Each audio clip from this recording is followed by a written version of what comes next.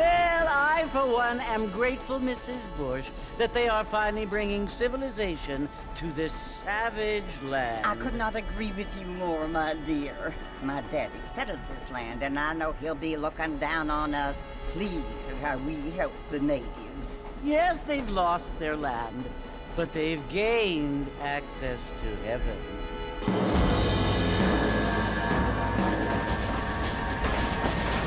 But, Father, do you mean unless an innocent receives communion, they're destined to go to hell? It hardly seems fair. What I mean to say, Jenny, is that there is a great deal of difference between an innocent and a savage. I never thought of it that way. Yes, they lived like animals, but they're happier now.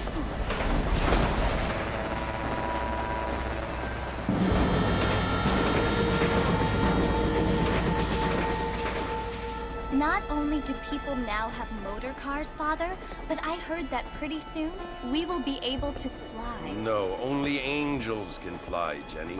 No, apparently people can fly. Didn't you hear? Out in Kansas, a man even got a car to fly. I hardly think so, Jenny.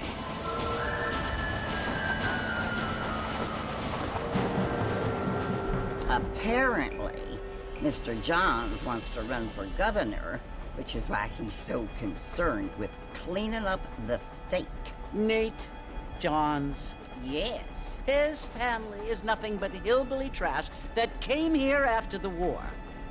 I don't want to be judgmental, but this state should not be ruled by such a disgusting family. A family without class. Apparently, the Johns family have made a lot of money, and he has a lot of friends in politics. Mrs. Bush, money isn't everything. There are many things that money cannot buy. It seems that money can buy voters, though.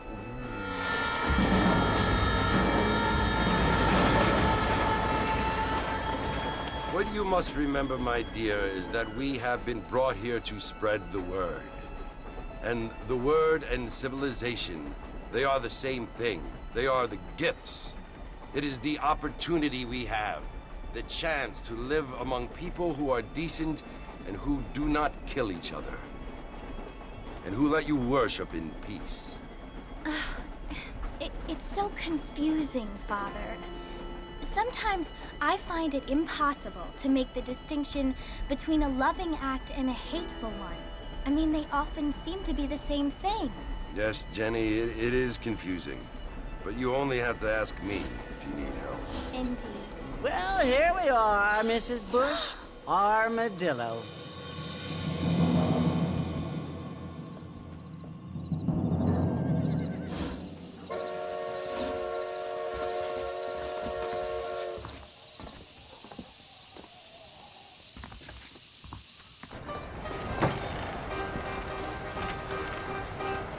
Marston! Mr. Marston, over here!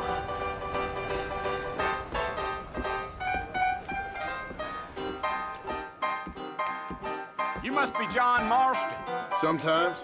I'm Jake. Your friends from Blackwater hired me to guide you. They ain't my friends, but pleased to meet you, Jake. I got the horses saddled up and ready out front.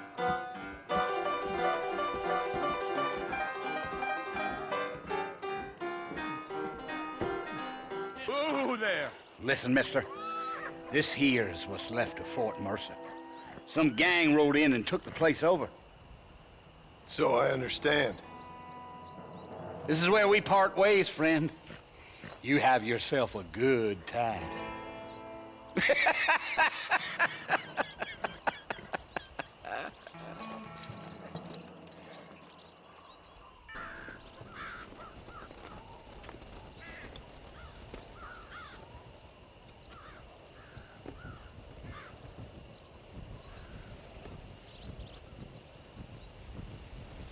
Bill!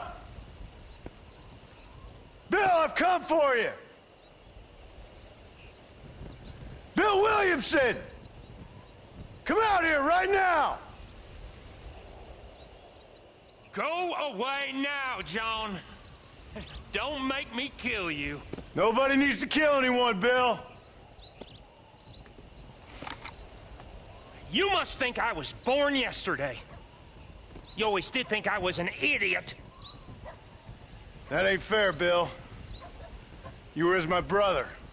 I've come to try to save you. Oh. Do I look like I need saving? Bill, please. They want to kill us all. I can help you. Well, you never tried to save me before. You only seemed to save yourself. Bill, I implore you think about this. You implore me? You implore me. You always were one for fancy words. Oh. Well, things are different now, John. Now I'm in charge! No more Dutch! And no more you. Implores. I implores you to go back and tell them to send someone just a little bit more impressive next time. Well? Oh. Poor John.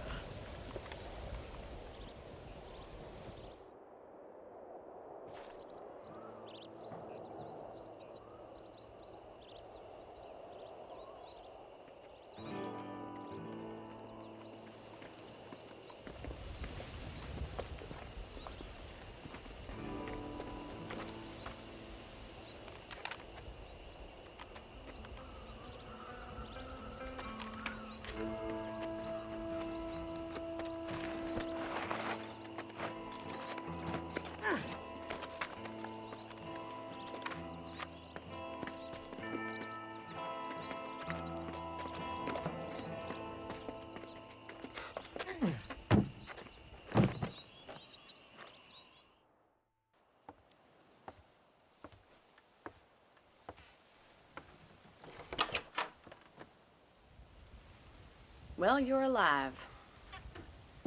So it would seem. So, how do you feel? I don't know the polite word for it. I do. Stupid is the word we use around here. What were you doing? I was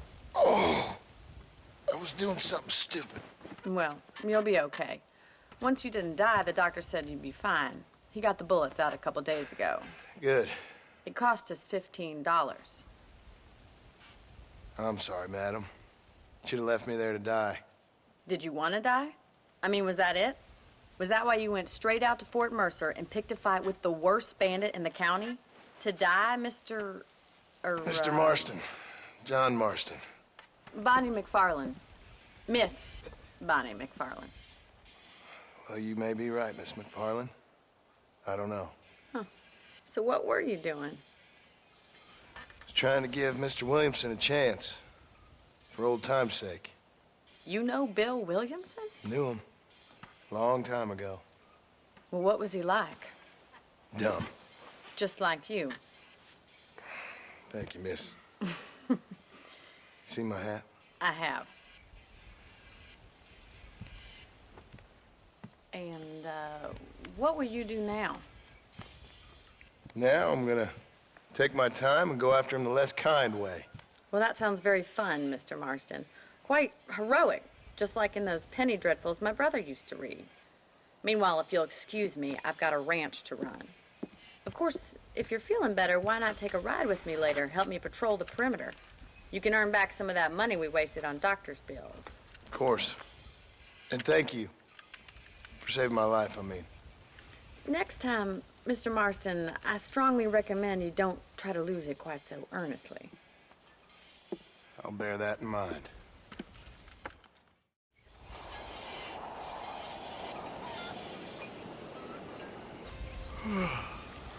How about a cold drink, Mr. Marston? Thank you, ma'am. Getting shot, then riding a horse seems to take it out of you.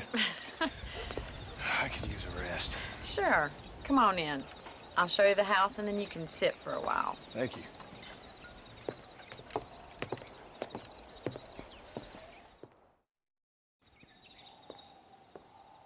Mr. Marston, Miss McFarland. remember me telling you about the trouble we've been having with rustlers and other undesirables? I do? Will you help me keep watch on the property line this evening? Sure. I want to see just who is trespassing on our land. This is a fine weapon. Come, let's head out. The country is really beautiful at around this time.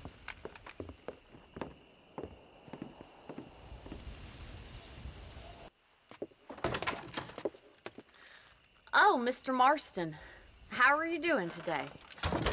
I'm well, Miss McFarland. Thank you. How are you? Well, I'm fine, thank you. So, how are your ribs? Fine. A little sore, but apart from a couple extra scars, it'll be as nothing happened. Good. Come in, come in. You know, you never did tell me how you met that Bill Williamson or what you wanted from him. No, miss, I did not. Well, why not, if you don't mind me asking? I certainly don't mind you asking if you don't mind me not telling. See, it's a complicated and somewhat pathetic tale, and by telling you, not only would I be putting your life in danger, but also threatening the lives of some people that I hold very dear. Well, I apologize if I seem to be prying. And I apologize for my reticence. Hope you believe me when I say that it's simply out of respect for you. Of course, Mr. Marston. I understand that a city dweller such as yourself likes to have some exotic secrets, so us country folk are impressed. I'm no city man, miss. Yeah, but I saw you get on the train at Blackwater. You with those gentlemen in bowler hats? I'm still no city man. But I'll bet you can't ride, Mr. Marston. I hate to take money from a lady, miss. Oh, you won't be. I'll race you right now. If it makes you happy. We'll see.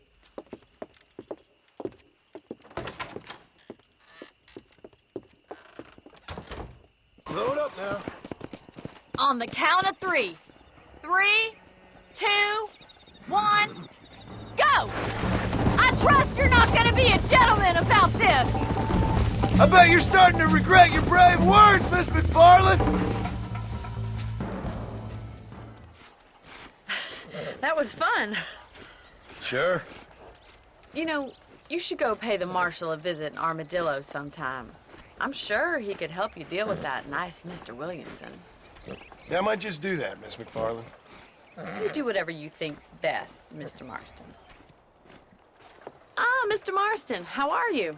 Good, Miss McFarland. How are you? I'm well. Would you mind riding with me to Armadillo?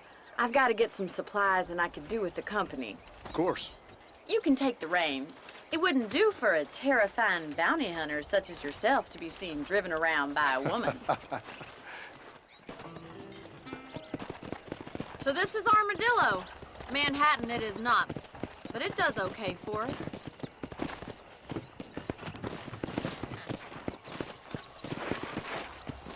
Most important thing for you right now is getting yourself into Dr. Johnson's office to purchase some medicine. The first one's on me.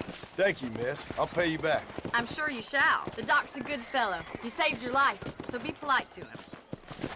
Meet me in front of the general store when you're done. Well, thanks for driving me. It was nice to be able to enjoy the view for once, and a little company never hurts now and again. You're more than welcome, miss. Least I can do. Thank you for the medicine. Why don't you have a look around Armadillo? You can always take a stagecoach back to the ranch later. I might just do that. Travel safely, miss. Try not to get yourself shot. I won't be around to save you this time.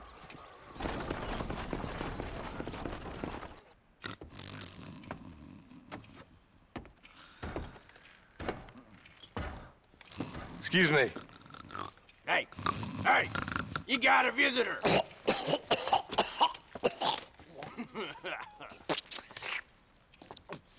Shut up, you! And what you want? My name's John Marston. You wanted to speak to me. I did? Apparently so. Why? I guess because we're both in the business of the law.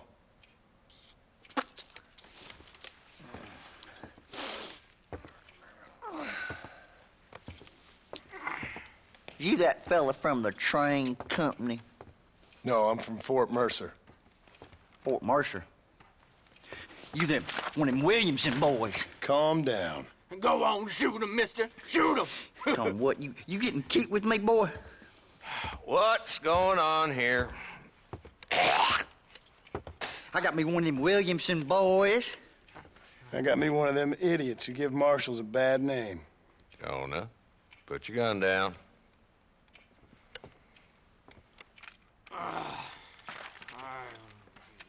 You must be the man from Blackwater. Yes, sir. Listen, that dog ain't too bright, but he seems loyal. Jonah, get out of here for a minute. Yes, sir, Mr. Johnson, sir. And you. Oh, I done seen enough of your hide around here, friend. I think there's some school children down the way you can go and frighten. Oh, hardy fucking har. Dickhead. What are you doing here, Mr. Marston? Apart from frightening my deputies. I'm here to capture or kill Bill Williamson. Okay. Can you help me? He's outside my jurisdiction. He's in the next county. Of course, Bill Williamson and his boys have tended to keep themselves away from my town. So you're happy to have him out there? Well, I ain't happy, but I also ain't suicidal. My job is to keep this town safe, not clean up all of these 3 counties. It's hard enough around here. You know, I hear you speak, and suddenly I'm reminded of how some of the people I respected most in my life had a problem with authority. What's wrong with you? Well, I'm sure you and your fine friends have enjoyed spending your time running around pursuing noble causes. My cause is to keep this town from turning into a living hell for the folks who live here. Whole world has problems, mister, and I'm here doing what I can. Why? What's happening? Right now, I got the railway, the people who pay my salary, trying to get me to turn a blind eye to them burning down settlements up there. I got a bunch of cattle rustlers out near Box Canyon needs shutting down. Not forgetting the gang that keeps murdering homesteaders out in the back country. And I got a bunch of hoods over in the saloon, drunk, threatening to shoot up the whole town. That's all I got today. But it's early yet. Give me a couple more days. There'll be more. All right, tell you what.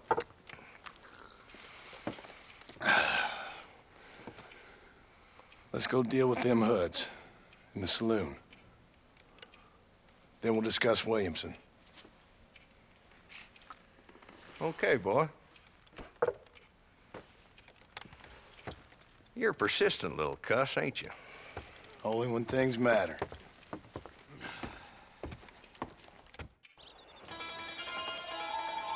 Mr. Marston, I've been hearing about your plans. Have you, Miss McFarland? Yes, from Lee Johnson, to settle here and build a life for yourself. I'm afraid those aren't my plans. See, I already have a life. Well, I had one, and I'm trying to reclaim it. Or maybe what you could say is that I had 2, and I'm trying to end one of them so the other can survive. You do so love to talk in riddles, Mr. Marston. Do you do that, I wonder, as a substitute for having anything interesting to say?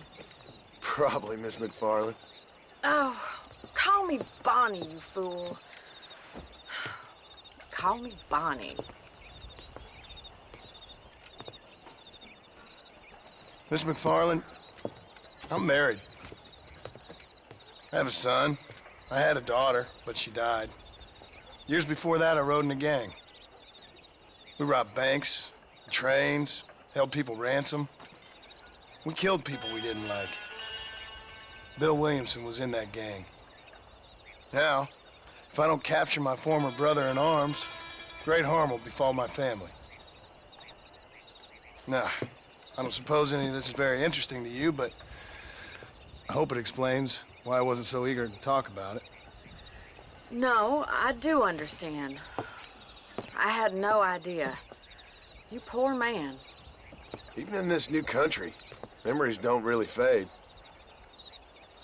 My father was an illiterate Scot born on the boat into New York. He never saw his homeland, but to hear him talk about it, you'd imagine he only ever ate haggis and wore a kilt. And he hated the English for what they had done to his great-grandparents that he'd never met. People don't forget. Nothing gets forgiven. That's true, especially when it comes to money. And you know, even now, after all his labors, my father's debts are still terrible. I worry every day about us losing the ranch. It would kill him. My father died when I was 8 years old. His eyes were, well, let's just say he was blinded in a bar fight south of Chicago. My mother died during childbirth. She was a prostitute and he was her, well, I don't know what he was.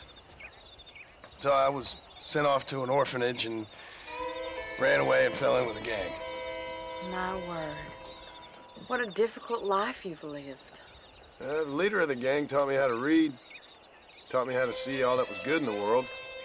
He was a great man in a way. But you killed people. Sure. And I've suffered for it. And that's the life I left, or tried to leave. Said too much, Bonnie. I'm an uneducated killer, sent here to do all I can do well. Kill a man in cold blood so that another man may do his part to cut crime in an area, and a rich man can be elected governor on the back of these promises. Civilization is a truly beautiful thing, Mr. Marston. Listen, can you help me? Well, I can try. What do you need, money? No, nothing so complicated. I need an extra hand to take out the herd to pasture. Sure. Point me in the right direction.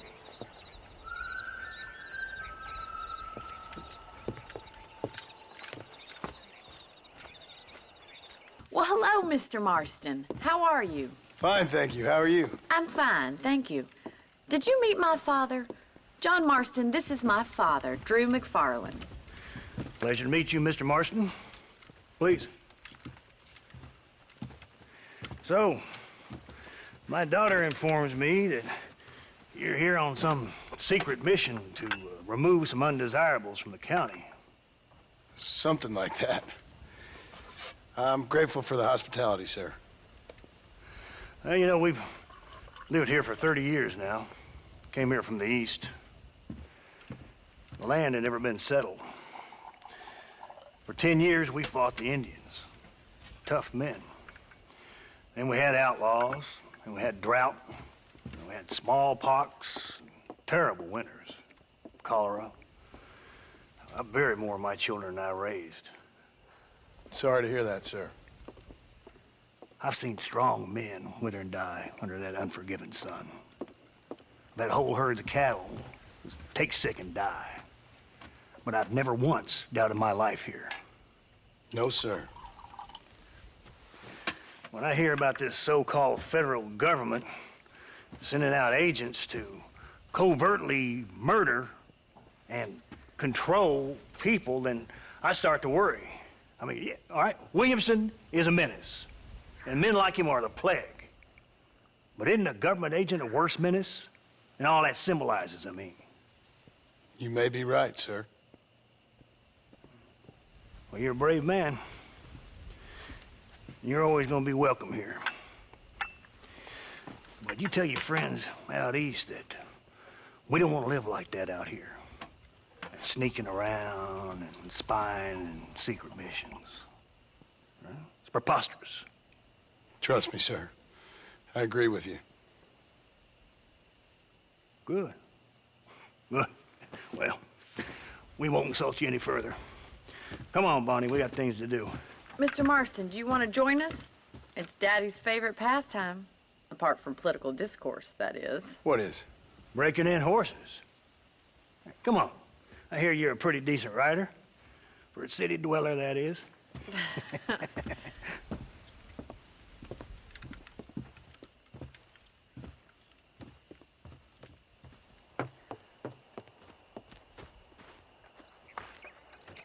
You're gonna need this, Mr. Marston.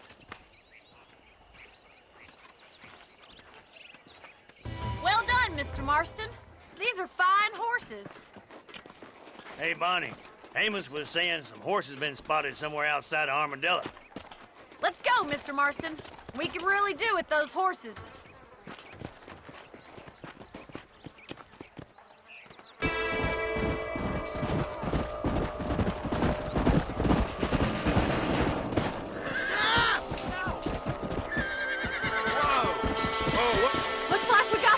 of them. What magnificent animals they are. Hey, the stallion's getting away! Chase him down and bring him back. Thanks for your help today, Mr. Marston. We got some fine horses. You know, why don't you keep that stallion as your own, as a thank you from all of us? Thank you, ma'am. He's a fine animal.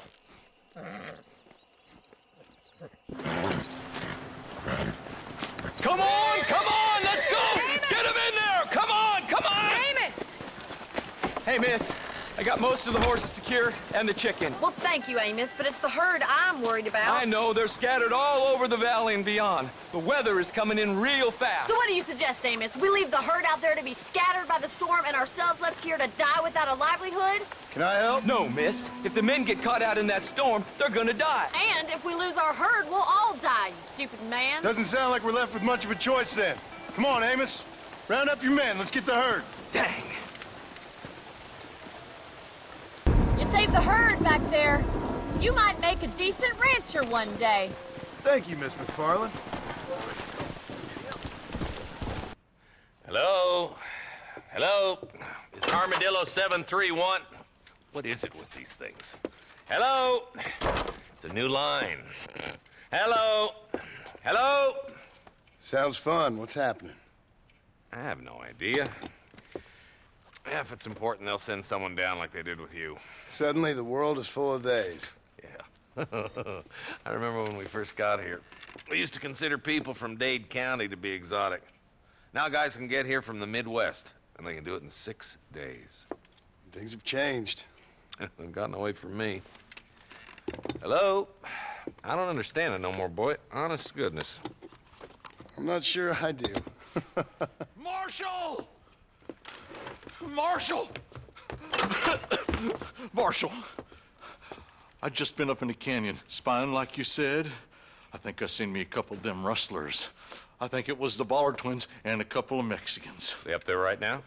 Well, it was a group of poor men rounding up Mr. Gulch's livestock, and none of them looked like any of Gulch's hands, so yes, sir, right now. That sarcasm's most unbecoming, Eli. It's gonna hold you back in life, even worse than your lazy eye. All right, let's go. You ride with us again, Marston? Will you help me? I will try. It'd be my pleasure.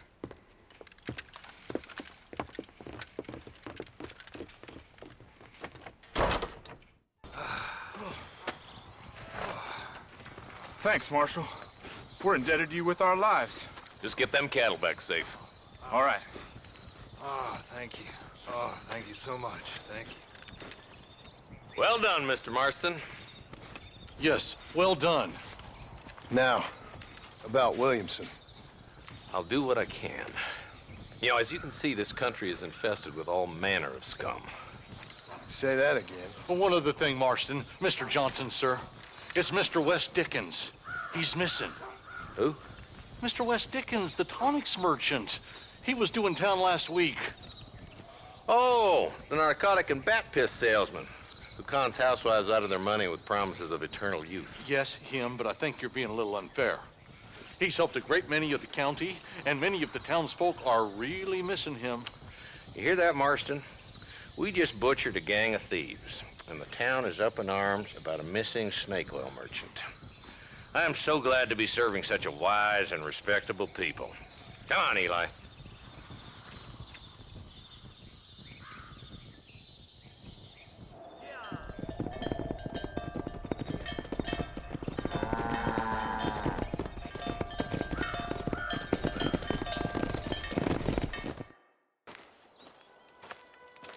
Excuse me, sir. You need help?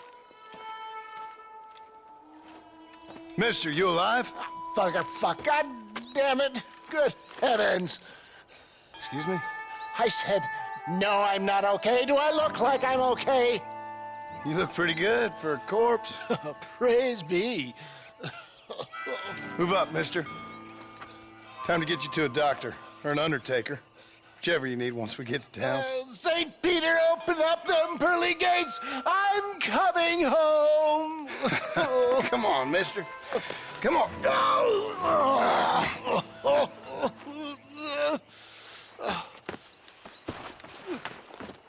Hurry, sir. I'm bleeding like a badly butchered hog. You'll be fine.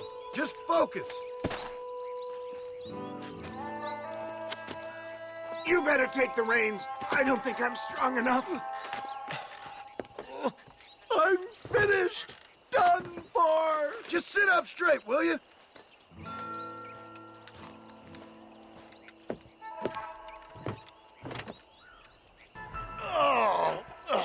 Where the devil are we?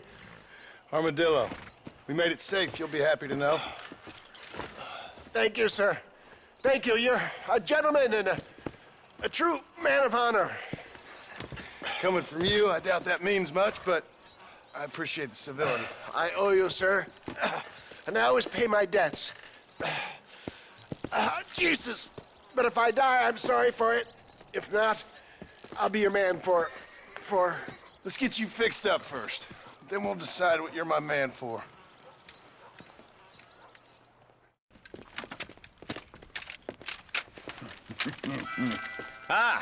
Since you're here, you want to make yourself useful? Not particularly. Listen, son, I know you got a mission, but right now I need another gun. Why? What's happening? We've had this problem for months with this group of bandits who are getting drunk and murdering settlers. Last night they went to a big place up near Ridgewood. They burnt the place down, killed the men, burning most of them alive, and raped the women. Women folk then got their throats slit. One of them survived and walked in here this morning. Anyway, we got a posse gathering up near Ridgewood. Will you ride with us? All right. Thank you, John Marston. It's gonna be a bloody job. Huh. I don't think I know any other kind, sir.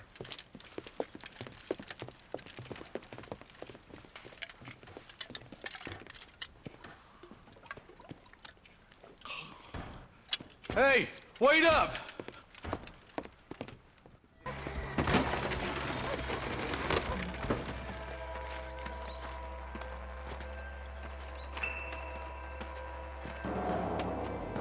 Holy sweet mother of mercy. Please, please don't shoot me. Some bandits came by and took us hostage. They're holed up in the farmhouse. Some of my family is being kept hostage inside.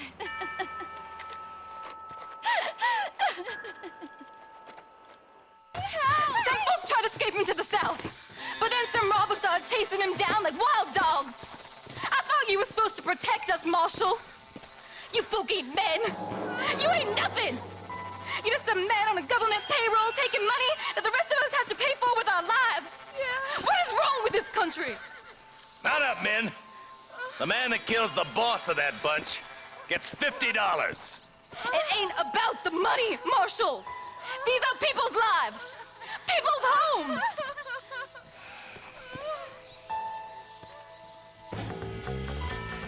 You just walk away now, John. I didn't kill you before, but I sure as shit will now. Get yourself down here, Bill. You know you ain't man enough to stop me. You know I don't want to kill you, but I will. You always did have a high opinion of yourself, John. Dutch always said you were an arrogant son of a bitch. I guess he was about right. Get him, boys! Everybody, take cover! In that shed!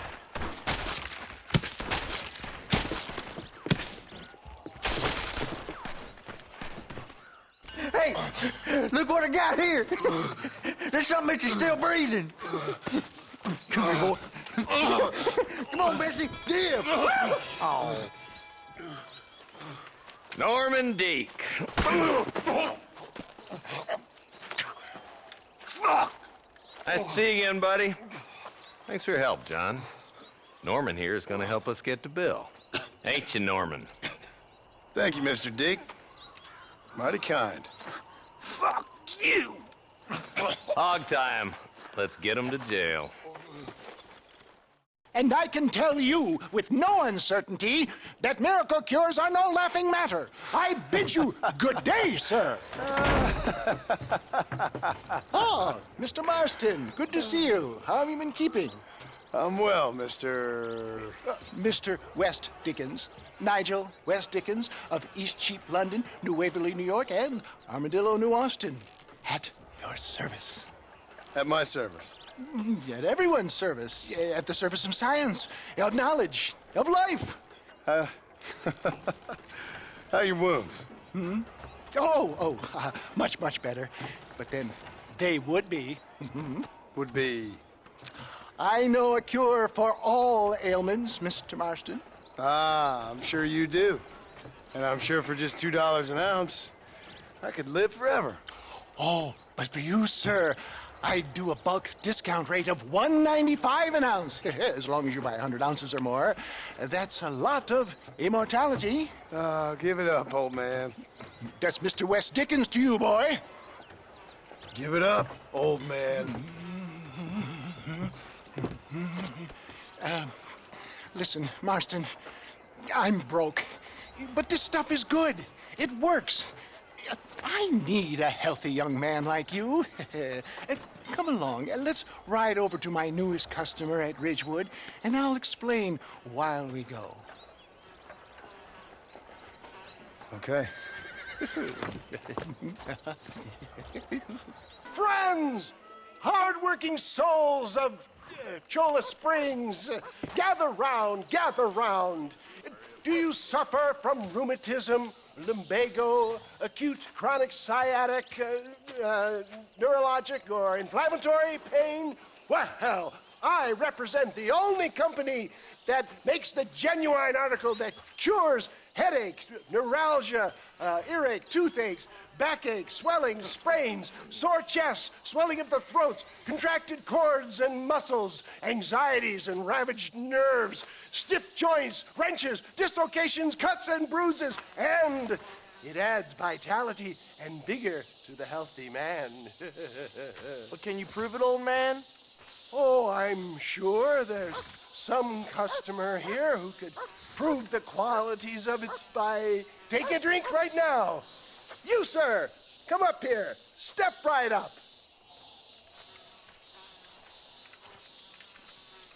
That's the spirit. Ladies and gentlemen, pay close attention. This poor, wretched volunteer, entirely unknown to me, will demonstrate the effects of Dr. West Dickens' own patent tonic.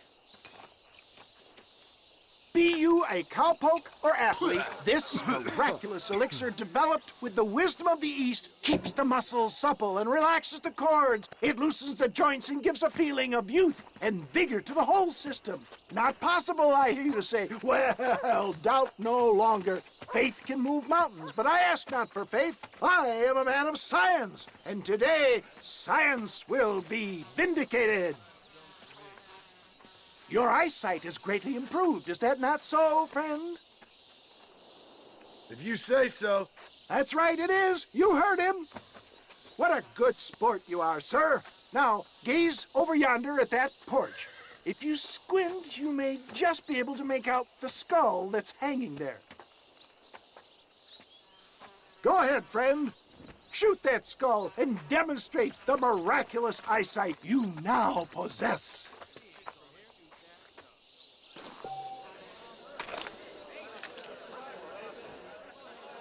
Remarkable! The eyesight of an eagle, granted by imbibing Dr. West Dickens' own patent tonic. Anybody can make that shot. This man is a fraud. If your eye's so damn sharp, why don't you try shooting my hat out of the air? My friends, our test case has been challenged to shoot a gentleman's hat out of the sky above our heads. You can fool these people, but you ain't fooling me. Right. Let's just see how sharp you is with a moving target. Get ready to shoot that hat.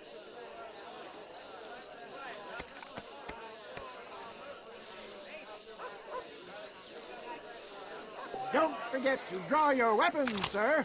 See? That tonic is a shit! Have you ever seen such an eye? Behold the power of the elixir, plucked out of the sky. Hey! Hey! What? You think you can put a hole in a man's hat and just walk away, do you? Well, it don't work like that around here, mister. Come on! Are you a man or not? A challenge of battle has been offered to our volunteer. That tonic won't save you. There it is, skeptics and dissenters. Irrefutable proof. Do not let this opportunity pass you by.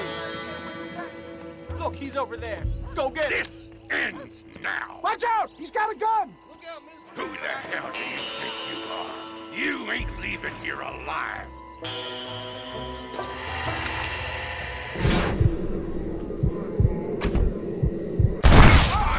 Marvelous shot, dear boy. The kind of deadly accuracy that can only be afforded by the West Dickens elixir. Come, I have plenty for all. You'll be fine. Get out of my way. Hey, where are you going? I want a bottle. Get me a bottle, please. One of them right here. No harm in trying one bottle, I suppose. Well, I think that went kind of well, don't you? I'm just glad that my normal job involves either chasing after cattle or murderers. Not the likes of you, mister. Don't be like that. Now, if you'll excuse me, I'd like to say my goodbyes, head on back to the real world. Wait, sir. I've been thinking about your predicament, and I think I may have an idea. I've been thinking I could be your cunning Odysseus. Beware of the Greeks burying gifts, sir. Williamson had better beware. We will make them into Trojans. I don't rightly get you. I want you to go and see my old friend Seth. He can come across as a little curious, but I'm sure you two will get on. He's most often found at Coots Chapel. He's very devout. Why see him? Because between him and me, we can get those gates to open for you, and you can walk right in, just like in Homer's great Trojan yarn!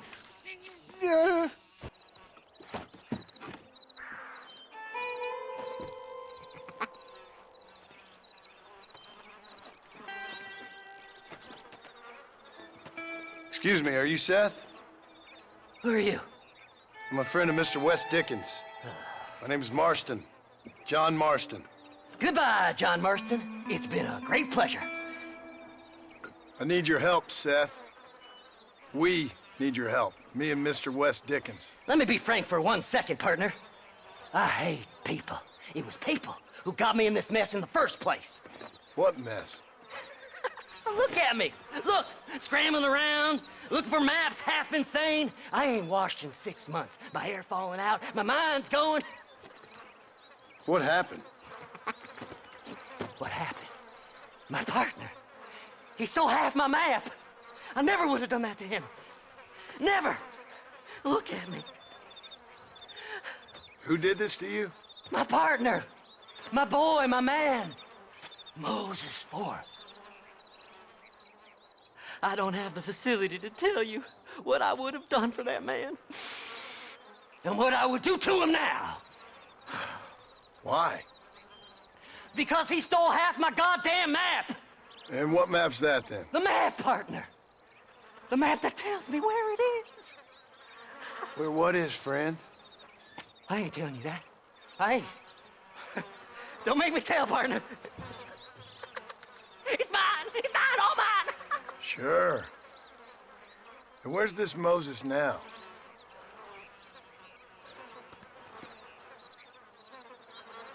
He's at Benedict Point. The law got him for exhuming. Some people, they feel differently. Not Moses. Him and me are the same. The self-same. Well, come on, Seth. Let's go see Moses, get you your map back. Then maybe you'll help me.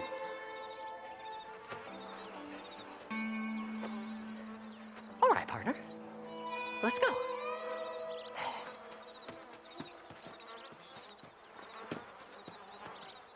All right, this is it. Let's stop here a moment and come up with a plan. As far as I know, Moses is being held in that shack. There's a couple of deputies keeping guard outside. Can you distract him so I can sneak in for a quick parlay with that son of a bitch? I'm sure I can think of something.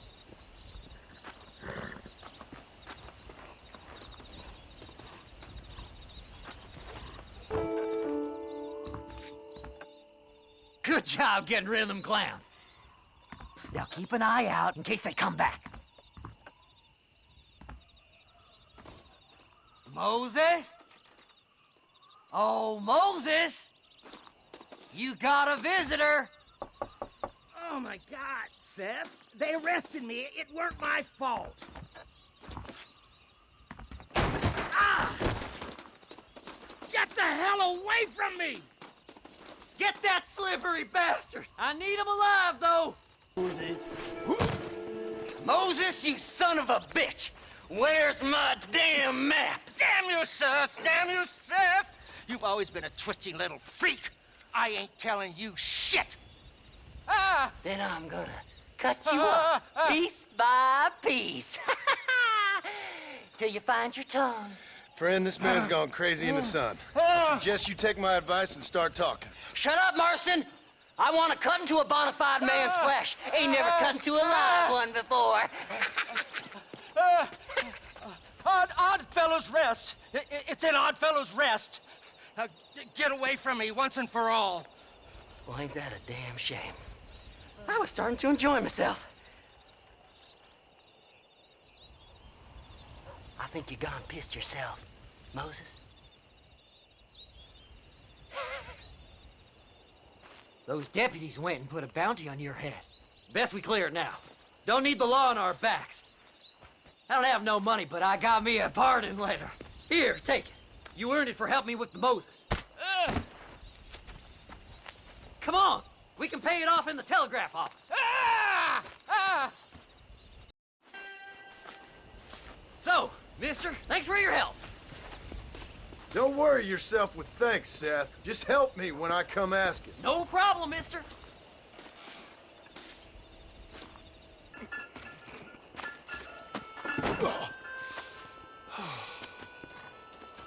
Oh, Mr. Marston. How are you, sir? I'm all right. I met up with your friend, Seth. Oh, Seth of the Dead. Yes, interesting fellow. You don't meet many men these days with the moral fortitude to cut straight to the chase like that, do you? Thankfully not, Mr. West Dickens. Yes, contemporary society is remarkably harsh on professional exhumers. But did you know that in ancient Egypt, it was an art form valued more highly than literature? I believe Seth comes from that school of thought. How very interesting. Look, you thought any more about our plan? Ah, your plan, dear boy. Your plan. I am merely the help, not mercifully the arbiter of wisdom. What you are, dear boy, is the man whose life I've saved twice now. A man who sells lies and deceit to unwitting people. A man who, if he doesn't help me, I won't think twice about putting a bullet through his skull, feeding to the vultures myself. You see, Mr. Marston, you have the exterior of a violent man, but the soul of an angel, and that is what I think I cherish most about you. That's what I thought. But before we can attend to your particular problems, we need some extra lubricant to oil the machinery of business. And this being America, that lubricant with which we concern ourselves is money. Money? What are you talking about? Oh, we need weapons. Armor plate for the wagon, extra hands, and I need some danger money. So, let's sell some more of these cures. Sell cures? Around here? Do you want to see me lynched? Oh, no. The sport of kings. Racing, my friend. The sport of kings. A noble activity without reproach. Exactly the kind of activity where a lying, cheating degenerate like myself can prosper. Come, let's finish the loading and we'll discuss it as we drive.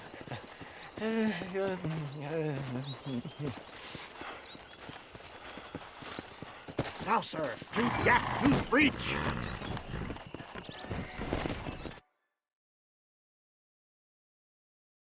Easy does deposit. Well done, sir. Well done. Having you as a ringer has netted us a fine profit.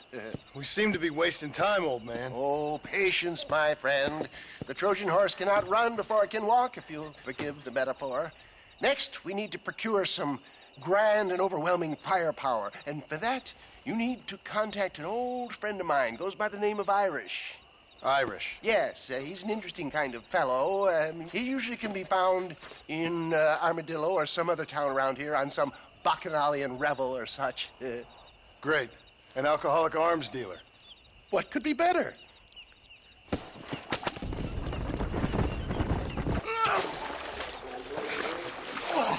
Yes, boyo, you messed up properly this time, didn't you? You little paddy bastard. You thieving McCunt. You got it all wrong, Welsh. All wrong. It was French, I promise. He said he was going to rip you off.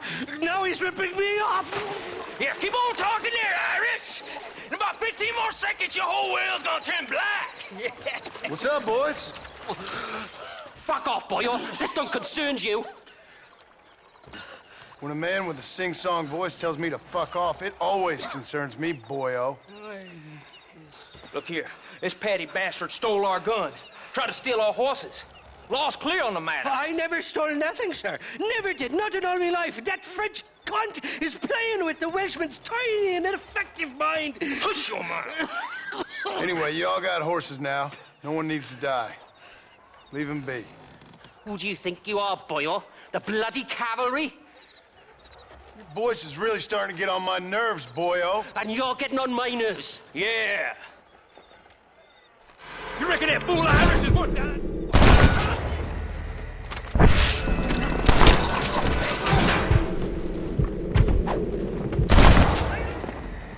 That's well, sweet boy. Mr. Nigel West Dickens said you'd help me locate a machine gun.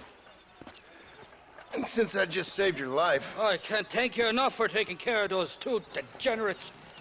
Untrustworthy, poor in personal hygiene, lacking in the finer qualities of a gentleman.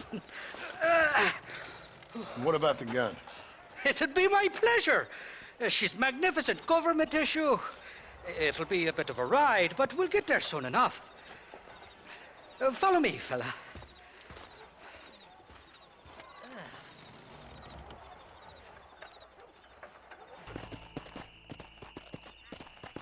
You can make quick work of those fellas if they give you trouble. The gun's stored just inside that shack. What about you helping me out? I'll cover you from the ridge. I'm better from long range. It'll be a piece of cake, fella. Trust me. It's not here. That lying sack of shit. Mighty fine corset you got here, young lady. I got you. Let hungry. Irish. Honey. Tie them. Where are you? Oh, who do you want? I see you. Get away from me. Right here. Where's that machine gun, Irish? Oh, Mr. Marston. I found you one. Found us one, Irish. We're in this together. You, me, and an assault on Fort Mercer. I'm the guy that saved you from getting killed back there, and who you owe your life to, remember? Not really. Happens to me all the time. You don't want it to happen to you again, do you, Irish? No, friend. I wants to buy you a drink. I wants to tell you how much you means to me, how special you is. And I want to tell you that if you don't produce a Gatling gun within the hour, you'll wish you'd been killed back there. It's the whiskey, sir. It gives me the memory of a newborn babe, as innocent as can be.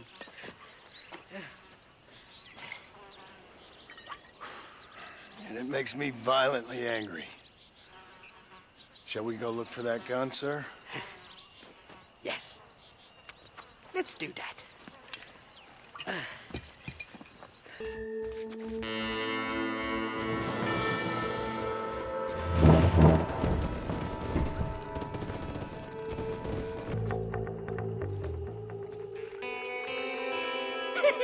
I thought I'd be looking at your corpse being hauled up this lift.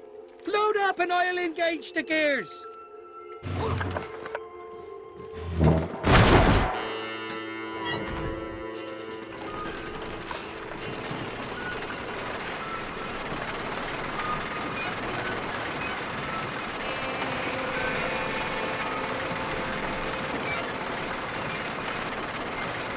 Well, I'll be buggered backwards. Oh, there she is. What a beautiful weapon. God's own gun. Ain't that the truth? I got us a borrowed flatbed parked down below. Let's go! A short wee ride now, and we'll have this executive peacemaker delivered to Old West Dickens.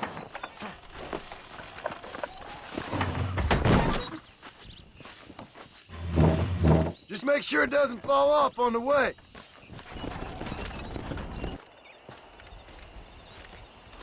Excuse me, Mr. Marston. Have you seen my father anywhere? No. He went out this morning to ride the land and was supposed to be back hours ago. I don't know. The ranch hands have been out looking, but so far they found nothing. Well, come on, let's go look for him. Daddy! What happened? Nothing nice.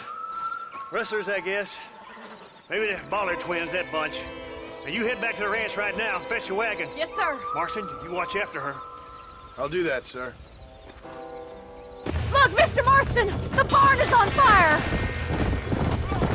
Giddy up! There's no way in through the front! We gotta get to the horse! Let's He got the door open! Come on!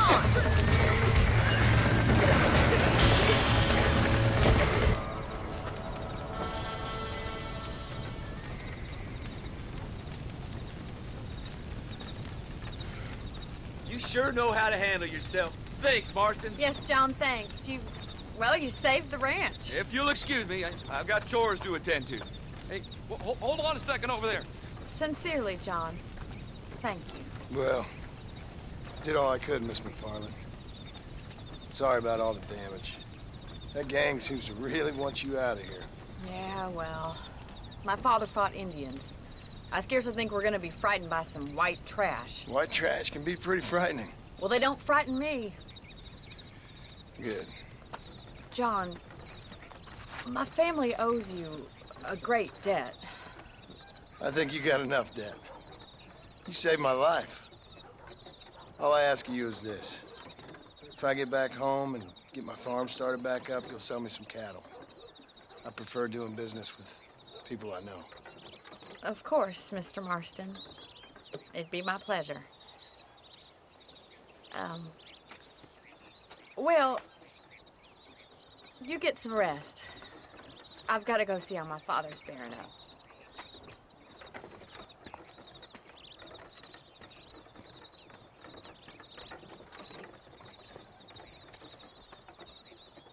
I don't have a clue. All right, but it's got to be something to do with that government boy. We'll talk to him, find out what he knows. Fucking is. Where is she, Marston? Who? Who? My daughter, you fucking scum. Where's Bonnie? I don't know. I haven't seen her since after the fire. Why? Why? Because she hadn't been seen since yesterday afternoon. You know, I don't think I can cope. If I lose another child... Now, Drew, nobody's lost anything yet. I'm sure she's fine. Oh, Mr. Marshall! Mr. Marshall! Come out, wherever you are! Who the hell's that? Hey, buddy! That'd be your next fucking mare. Even better. Good day, Mr. McFarland. Get down from that horse, boy, or I'll shoot. I wouldn't recommend that, mister. Not if Drew McFarland wants to see his Bonnie back in one piece. Hey, Mr. McFarland! This is a nice girl you got there. Get out from there! You know, part of me's got to thinking I should just marry her myself. Give her a baby and that. What do you want? That's better. I want Norman Deek. I want him set free. Then you'll get your daughter back, mister. We don't do deals with outlaws, boy. Yeah, you do. Let's not waste each other's time pretending otherwise. Old government themselves ain't much more than a bunch of crooks. This is the land of opportunity, mister. And I'm giving you the opportunity to get your daughter back before 15 friends of mine take out all their anger and their loneliness on her. Where the hell is she? Where is she, boy? Bring Deke up to Tumbleweed in a couple hours. And don't get no funny ideas, or I will slit that horse throat myself. You boys have a pleasant afternoon. Yeah! What do we do? We do as he says. You and me, Marshal. Mr. McFarland. I'll get you your daughter back. I owe her that. Please do.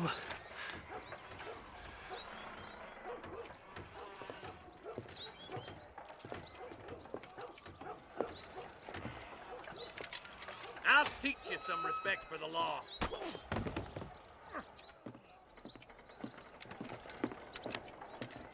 Hurry up, boy. Let's go. Quick as you can, deputy. Make sure he's tied on good. Stay with me, Marston. I won't let anything happen to her, sir. Easy there. John, you'll be exchanging the prisoner for Bonnie in the middle of town. Keep your eyes open. I sincerely doubt these scum plan to play fair. Fair my ass. You bet. Besides, Norm here's gonna be my shield, ain't you, Norm? It'd be my pleasure. I hear those rancher girls like it in the rear. Maybe she won't want... Why don't you save some of that breath for breathing? Come on now, boys. Cut me loose. Where's Bonnie? I thought we had a deal. Well, you thought wrong. We don't make deals with the law.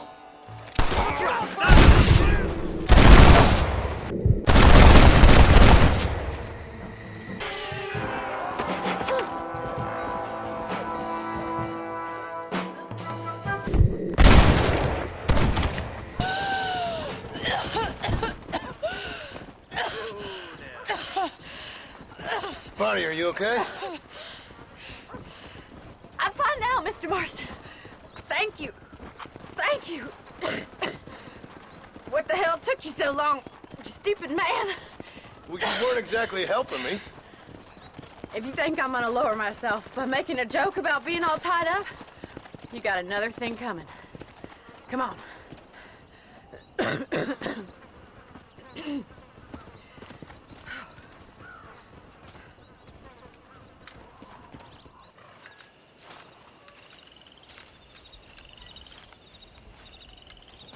Mr. Marston, sir. John Marston. Mr. Marston, don't be so childish. Come on, sir, I implore you.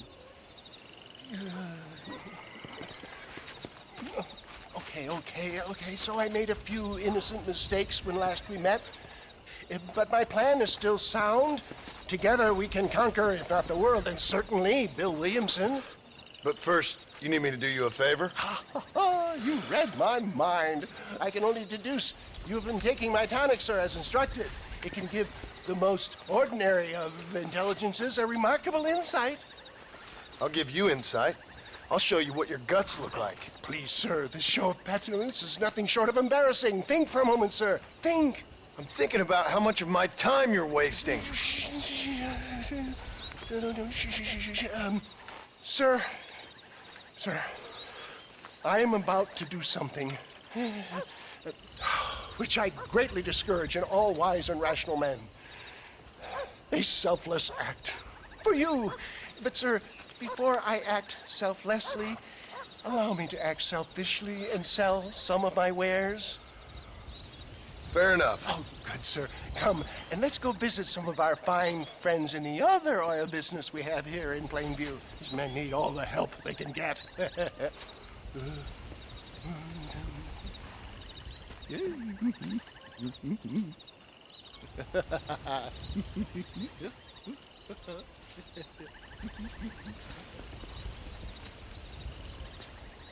Friends, hardworking souls of Plainview, do you suffer from rheumatism, lumbago, acute chronic sciatic, neurologic, or inflammatory pain? Well, I represent the only company that makes the genuine article which cures headache, neuralgia, toothache, earache, backache, This man is a fucking charlatan. He just got done swindling us down at Cho Springs with this song and dance. I say we tar and feather him right now. I say we shoot the bastard. I think it's time we take our business elsewhere. I apologize if science is not your forte. Good day, one and all. It always impresses me with the speed with which a group of men can turn from passive sheep into murderous wolves. I'm impressed with how you nearly got us killed back there. Yes, perhaps we should shelve the tonics business for a period. Let's say we try our hand at racing again. There's a meet at Rathskeller. You're trying my patience, Mr. West Dickens. Well, I'm sorry, dear boy, but I'm only an aging vendor of exotic elixirs, not the bloody U.S. cavalry. Forgive me if matters take some time to prepare. Mr. West Dickens! Ah, Mr. Marston. How wonderful to see you, sir. How wonderful. Are we ready then? Yes, sir. Nearly, sir. Very nearly, sir. I just need some cash to get some extra hardware fitted to my old Trojan horse here. You what? Never mind, sir.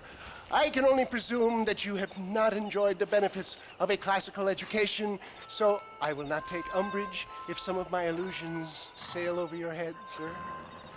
I won't pretend to understand you, but I will endeavor to make you understand me. Either we do this right now, or I put a bullet in you and get on with my day. Please, I knew you were a violent man, Mr. Marston, but I did not think you were a stupid one. We need money to outfit my carriage, to turn a simple tradesman's vehicle into something more subterfuge. And I'm about to tell you how we are going to gain said cash. Now, I know that you ride very well. So come, sir, to Rathskeller Fork. He came, he saw, he conquered. What a fantastic spectacle, John. Let's take a moment to bask in the glory of our victory. Have we got enough money now? All right. Yes, once Seth and Irish have furnished their side of the bargain, I think we should be ready. Quite a team we've assembled, don't you think? A bunco, a grave robber, and a drunk. How could things possibly go wrong?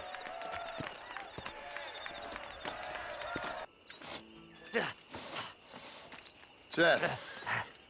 Hey, John. Hey, partner. You what you need? Ready to help me? Not quite. Not quite ready.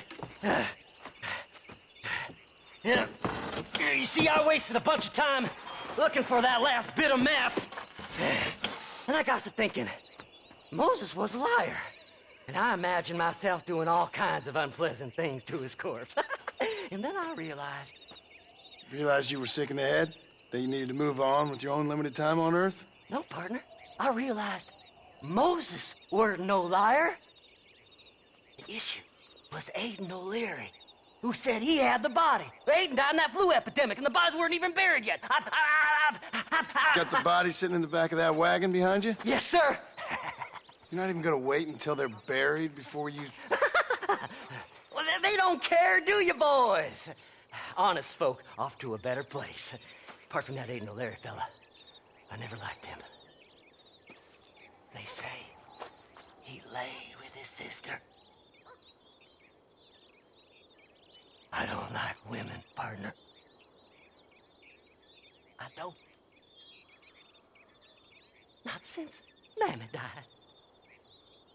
Seth, what are you gonna do with those bodies? I'm gonna take them back to a nice quiet spot and look for the map. I needs the map, partner. I needs it. Thanks, mister. I reckon I'll sit here a while trying to figure this out. I'm gonna be rich. When you're done with that, get over to Fort Mercer. I need you inside that place. After I find my treasure, mister.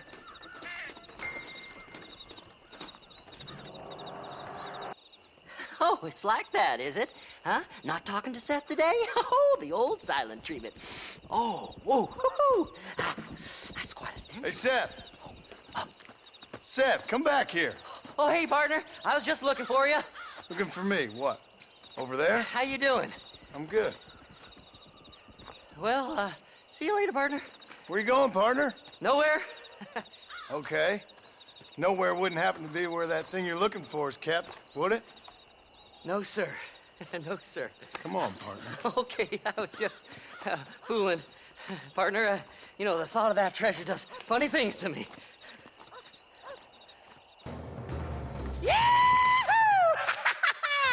Finally, I see the light at the end of this very long, long tunnel. Still just gonna be rich after all these years. Woo-hoo-hoo! It's silk sheets and Parisian whores from now on, mister.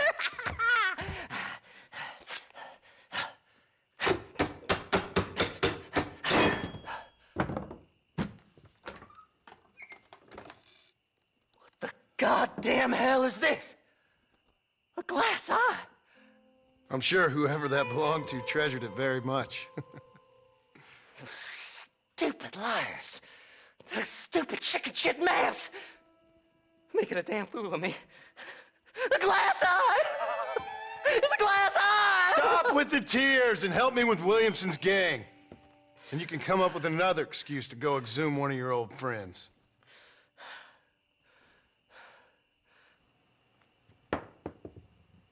Hunting dead man's treasure ain't done me no favors. Sure. I'm ready for the living. I'll see you and Mr. West Dickens over at Fort Mercer when you gentlemen is ready.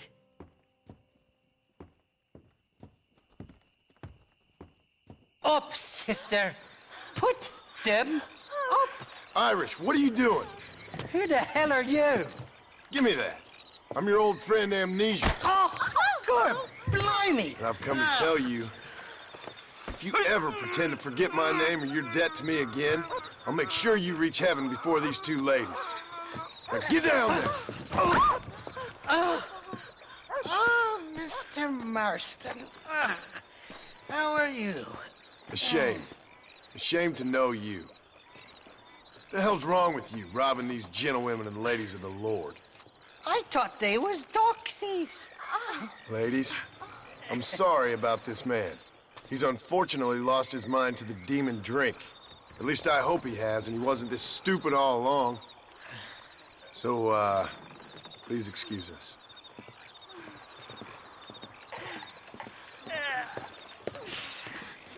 Now, Irish, that Gatling gun doesn't work.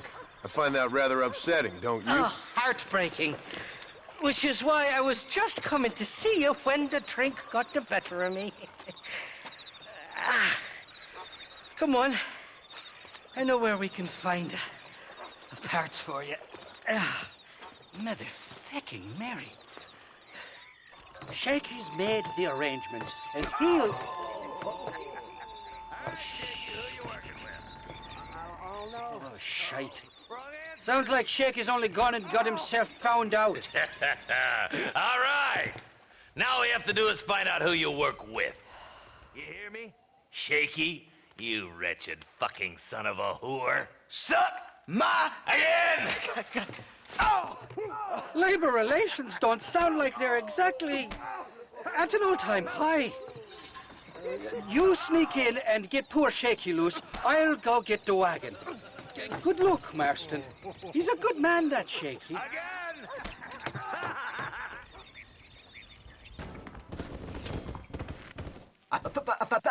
Thank you for your kindness, mister. I thought I was a dead man. My kindness is only as good as the bullets you can fetch up for me and your friend Irish. Let me down, and you'll be a dead man. It's gonna be one hell of a fight. Now we're even. Half even, Shaky. You still owe me for them morphine pills to calm your nerves. Shaky. You'll get your half. More, you dirty fucking snake. All right, gentlemen. Let's go. Fucking fuck. Oh, my virgin ears. Impressive, Marston. We'll have West Dickens's wagon rigged and ready to go soon enough.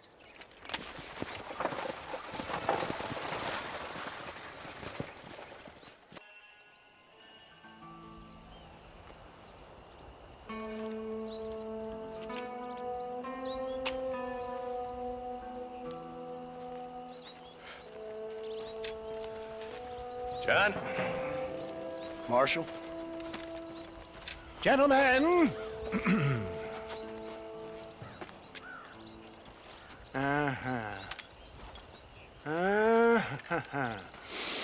It's time. We must go. Why? What's happening? Seth, has managed to get himself inside. But we can't leave it too long, or they will soon realize how very curious he is and remove him from the premises. Or slit his throat and watch him bleed to death. But for a minute, he will delight and amuse them. That's when he'll get us inside. Okay. Marshals of the law, when the shooting starts, take that as your cue to start awarding each other medals. Huh? I mean, take that as a cue to get inside and clean up the mess. Oh. All I care about is Williamson. It is vital we stop him. Agreed. That man is a stone-cold killer. Williamson's a proud fool. The question is which will win out between his pride and his instinct for survival.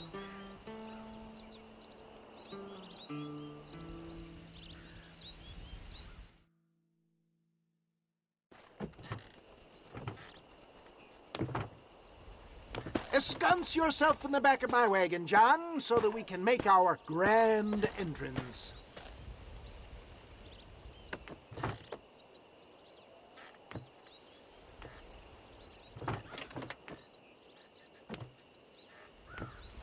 Come on, let's go.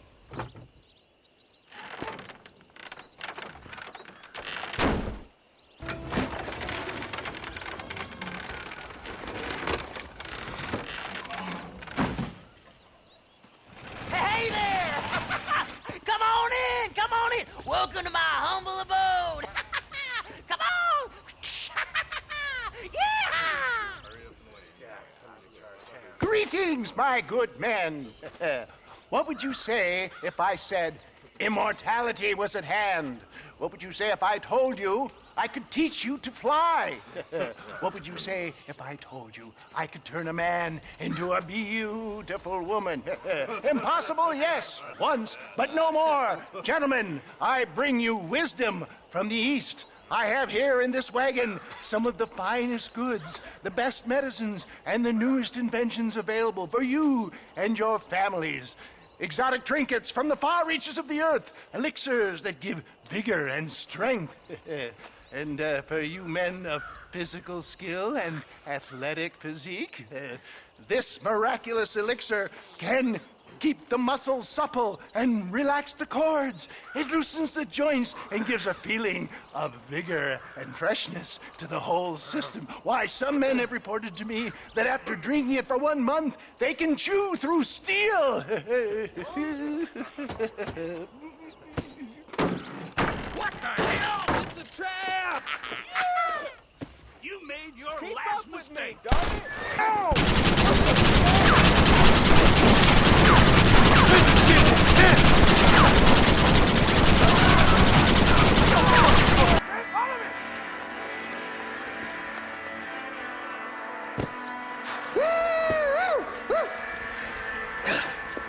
Fucking dang pig! Them cock-sucking son of bitches escaped the other side of the fort. All right, let's go.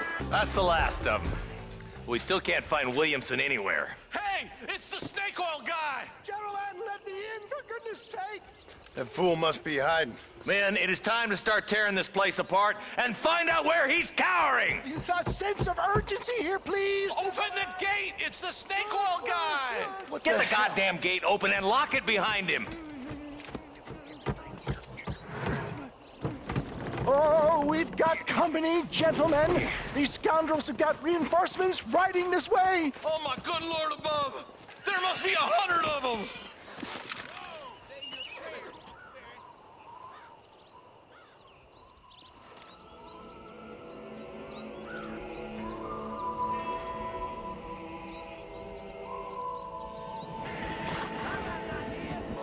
Bill ain't here. We looked everywhere. Hold on! Oh, darn, I missed it. Mr. Marston, we got a live one. He says, Bill's already run off to Mexico yesterday morning. You'll never get him.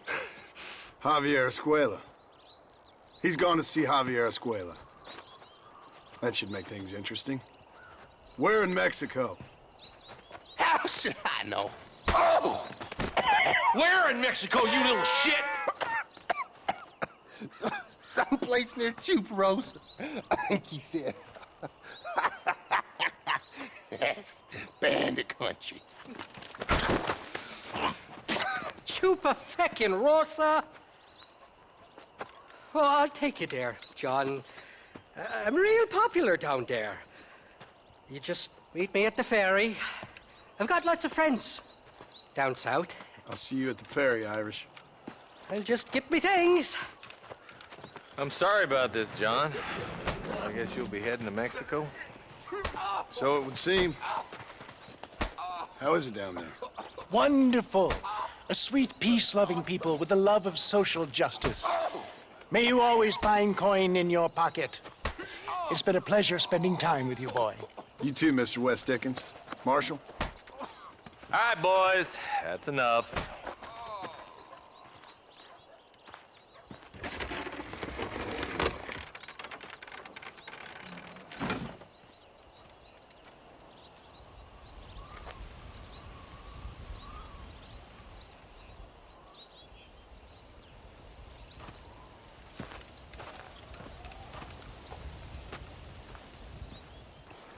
Yes, well, that's what makes you such an interesting fellow, Mr. Irish.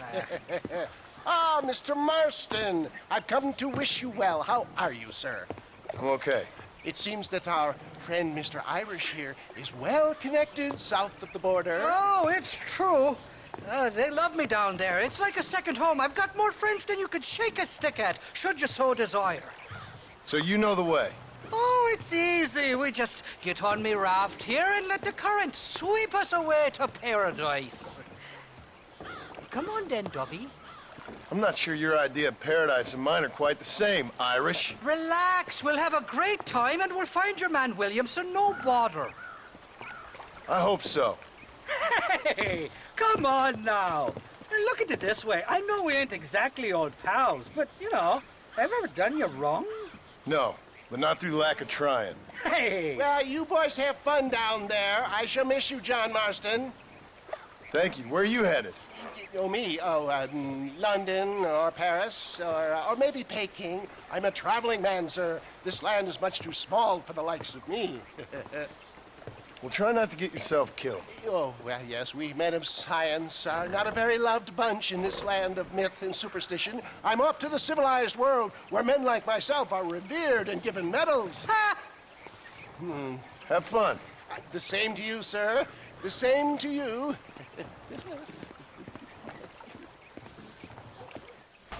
Oh, these horses look fresher. And healthy. Before you degrade these poor fools any further, tell me where I'm headed. Of course, of course. Let me think. You do know people down here, aside from your friends who welcomed us on the way. Yes, I think so. I was real drunk last time I was here, John. You know how it is. I met an American guy, saw him shoot a man, drank with him in the village of Chuparosa. Funny guy. Or was that Canada? No, that was Canada. Guy here, not funny, but he's real nice. Failing that, you could try the provincial governor, Colonel something or other. Some Spanish name. He's based out of Escalera. Played three-card stud with him. Or was it four-card Monty? I forget. He was a real nice chap. Or maybe he was a real bastard. I was real drunk last time, John. Well, thanks a lot for your help. Oh, let me guess. You gotta be on your way. The famed hospitality isn't what it once was, and I've never been known to overstay me welcome. So off I go to greener pastures. Good luck, John. You're an angry and a feck ugly man, but not a bad one.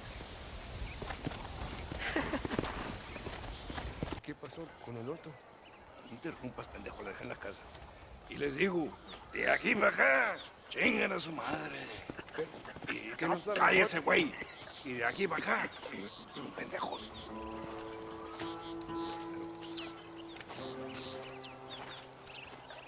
¡Hey, gringo! ¿Hablas español? No, sir. Pardon, pero yo habla un solo poquito español.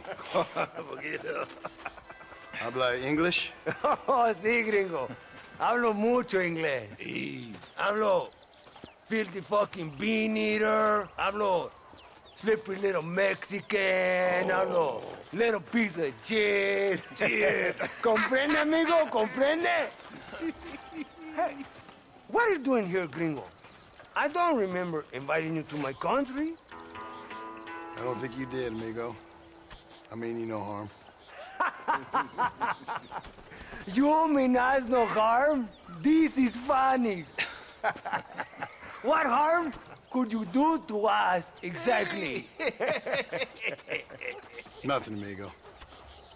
Now, I appreciate the welcome committee, but I'd hate to spoil a beautiful afternoon on such beautiful land with any further unpleasantries. If you'll excuse me. Hold it, gringo. I think you're forgetting something. A little taxation. I have a large family. Very big. I too have a family, friend. So that we may see our families again, I suggest we part ways amicably.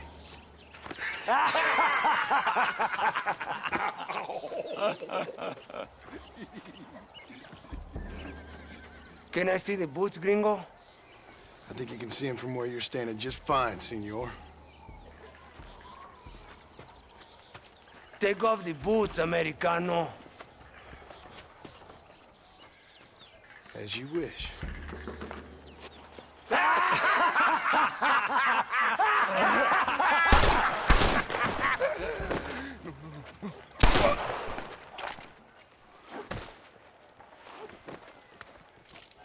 Oh, very good. Very good indeed, sir. What a great way to improve border relations. An illiterate farmer crossing the river, coming into their civilization and butchering the local peasants. Thank you very much, sir. Don't mention it, old man. You kill peasants, you become a peasant. I never aspired to be anything more. A socialist, huh? No wonder you left America. I'm many things. Most of them bad. But a man of political principles? No.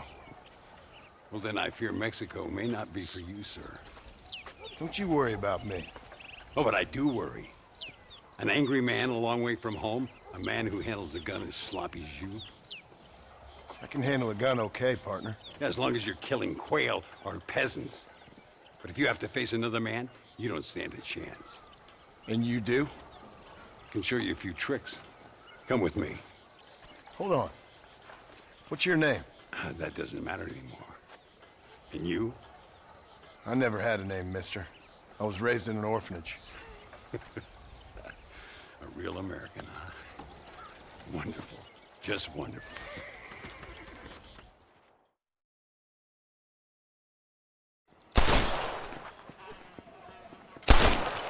Well, you won't make it in the circus, but you can shoot.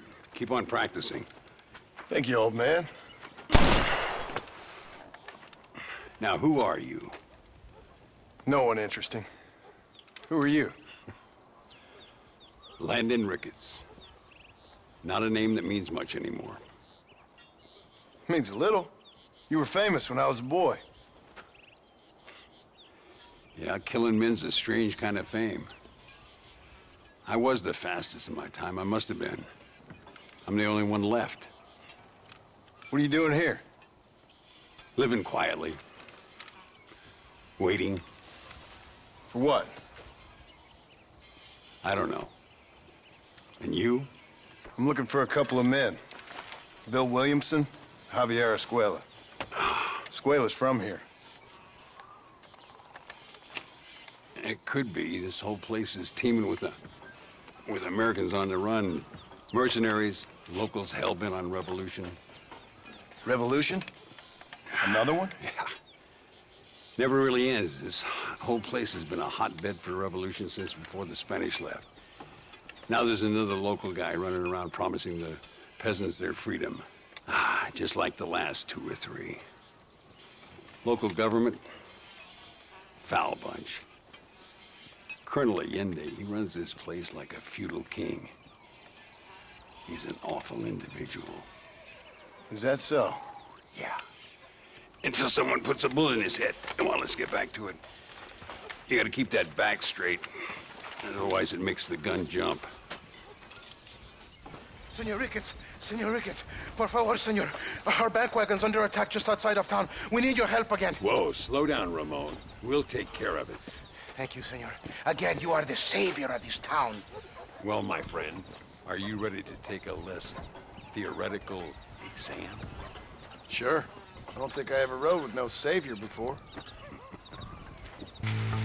Look over there. They're in trouble, all right? Come on.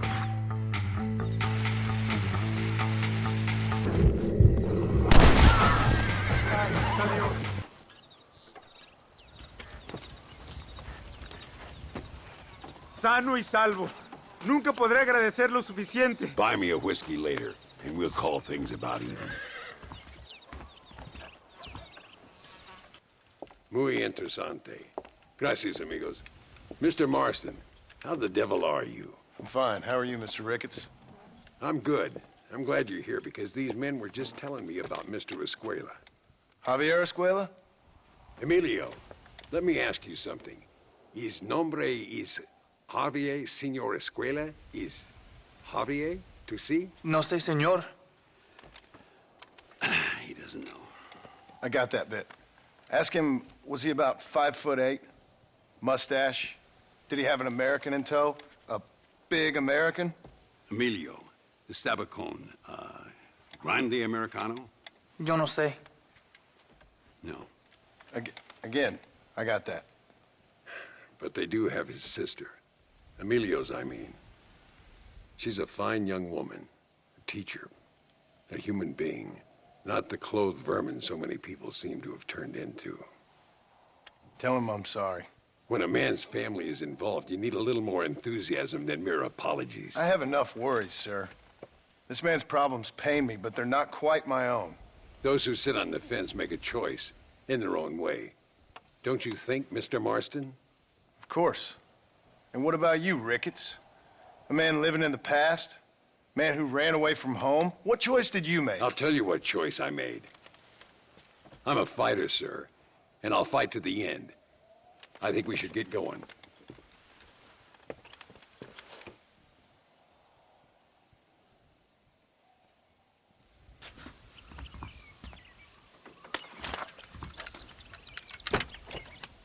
It's the only way to travel, so they keep telling me. We'll get off at Casa Madrugada and ride from there.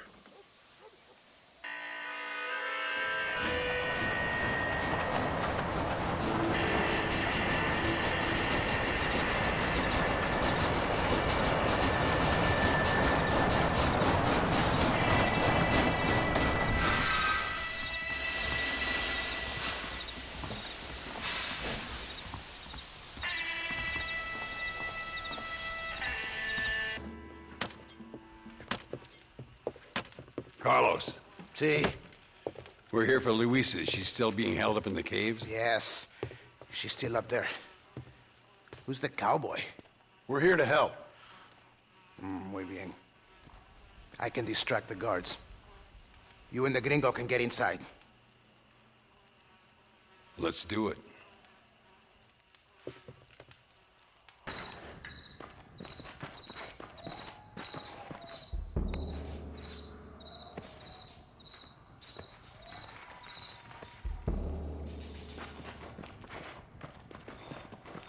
Stand back, damn it! Here goes.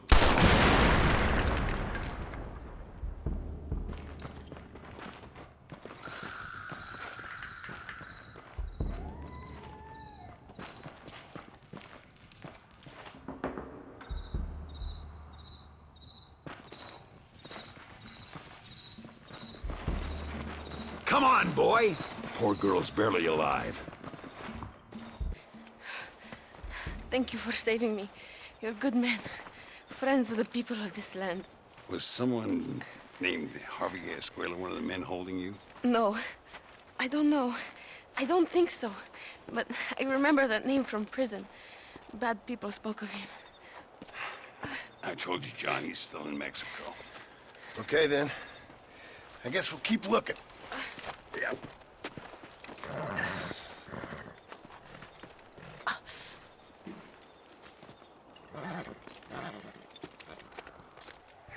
What do you want, gringo?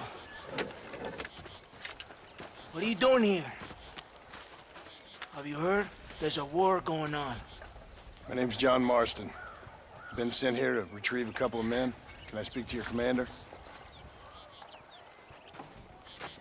You want to talk to my boss, gringo?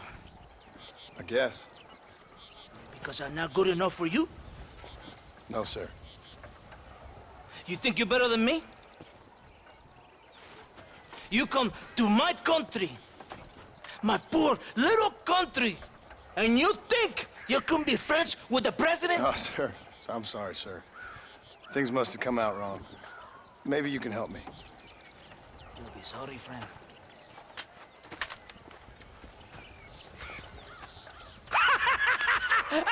Relax, amigo, relax. Sure. Somewhere between a threatening stare and the soldier's armed to the teeth? Yeah. Yeah, you had me. Welcome to Mexico, amigo! Let's come meet, drink, and then we'll talk. My name is Capitan Vicente de Santa. John Marston. My country is in pain, John Marston. Terrible pain. The rebels have seized the people by the throat and destroyed a way of life. I'm no politician, sir.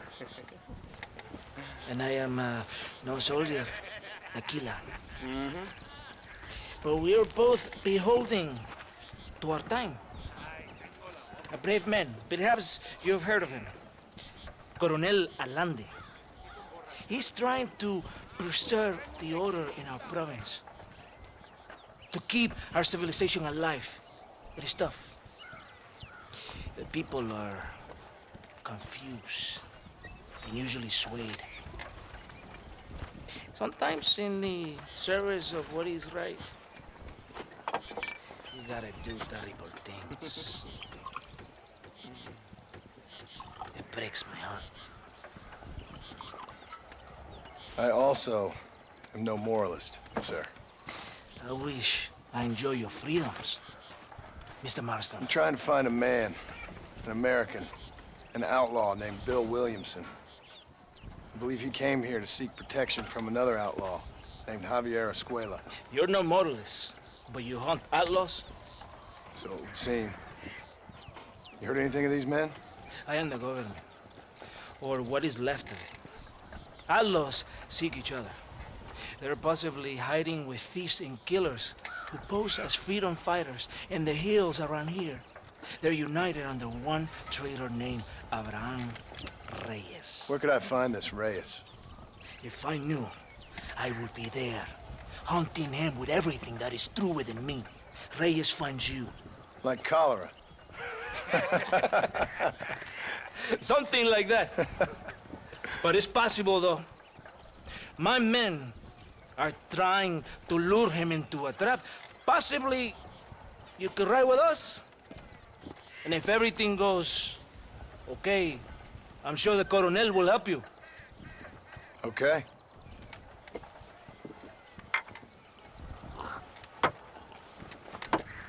¡Vámonos!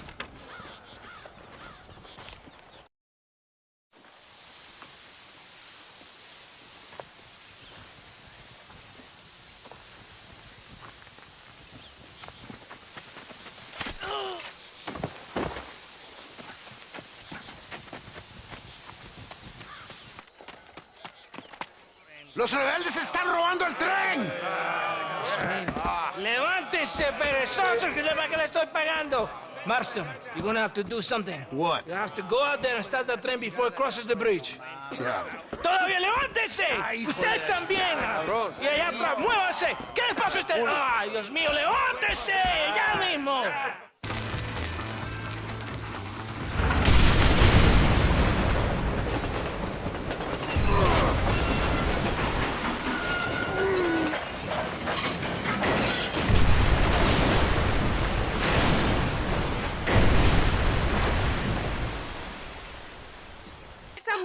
Está bien, mamá.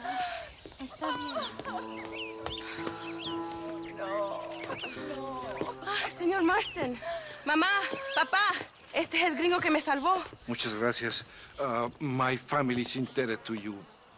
Forgive my English. What's happening? Great and terrible things. The revolution is coming. The country will be in turmoil once more. This time, we hope it's the last time. Does that seem likely? With Abraham Reyes, anything is possible. Where's your family going? My parents and my brother are headed to the hills.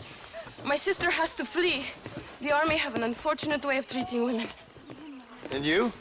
Don't worry about me, Mr. Marston. I'm living in history. I'm not afraid to die. Your nobility's almost as affecting as your naivete. I would rather be dead than a cynic like you, Mr. Marston. I would too. I know you're not really like that. You saved me. Luisa, ¿quién va a salvar a Miranda? Tenemos que llevar al puerto. Su barco sale al anochecer. No queda tiempo. Mr. Marston, can I ask one more favor of you? Can you take my sister to the docks? We are sending her to work for a kind man in the Yucatan. She's too young for revolution. Okay. Anything I can do to help out? The boat leaves at sundown. Miranda, vamos. Oh, Dios, Miranda. Ten cuidado. Adiós. Te amo. Gracias a Dios. We made it in time. Thank you for everything. Will I see you when I return? Not likely. I ain't planning on staying very long. In some other life, then. Maybe. You should get going. Travel safely.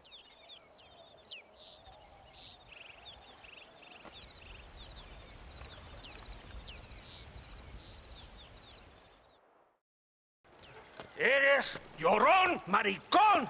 Me das asco. Hablas lealtad, pero eres transparente. Estarás aplaudiendo cuando mi cabeza está empelado, ¿verdad? No, mi excelencia. Mis hombres y yo estamos trabajando noche y día por su honor. ¿Honor? ¿Qué eres, un muchacho? Jovencito, sin vergüenza. ¿Qué diablo es este cabrón? That's the man who helped us defeat Reyes. The man I spoke to you of. A friend of Mexico. Hello, sir. Hola, gringo. So you are the bounty hunter, huh? Have you found your prey yet? No, sir. Perhaps you come to hunt me, huh? Your country loves to make trouble in mine. Perhaps, but it isn't so. Perhaps I should tie you to a horse and let it drag you around town. Or let the dogs fight you, huh? Then see what you say. I'd say the same thing. I'm here to bring two men to justice. Nothing more. Your politics or ideas of entertainment are not my concern. Yeah, I suppose not. Pero son tuyos. Sinceramente, espero que me encontraste alguna compañía más interesante que esa bruja que me traíste anoche. Let me ask you this, sir. Do you know anything of the men I'm looking for? Escuela is from this province. His father was a borracho, a drunk who worked as a laborer on land cultivated by my uncle. Men like that are natural allies for Reyes. My people have lived and worked here for 100 years. We brought civilization. And these people, these fucking monkeys, despise us. We brought them God! And they turned their back on him. Now I fight to help them from themselves, to save them from themselves. I see in their faces that they would kill me if they could. They see only a tyrant. That is the way it is. These people need a ruler. Well, sorry to hear that. Sorry? Why be sorry? It is a way of mankind. A fight between two forces. Que será, será. What will be, will be. But I know one thing, Senor Marston. Force, force, must be used if you're to have your own way. I'm sure. Now, perhaps you can do me a favor while I find these men for you. After we find the men, then I'll help in any way I can. You are in no position to negotiate. Now, por favor, a bunch of these idiots men are fighting at Tesoro Azul. Now you head there and you lend your support.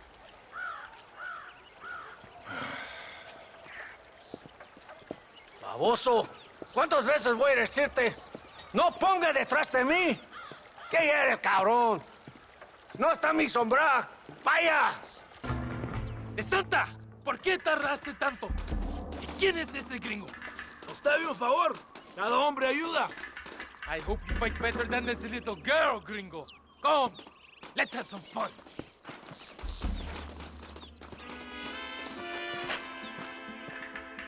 I heard the little horse crying in that house over there.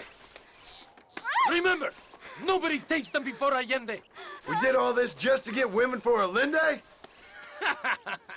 No, that's just a bonus. This village is riddled with rebels. Make sure they don't have homes to come back to. There are fire bottles over there. Use them to burn down some of these houses. And what makes you think I'd do that? You want to find Javier Escuela, don't you? John, you're helping Mexico. ¡Vámonos, muchachos! ¡Buen trabajo!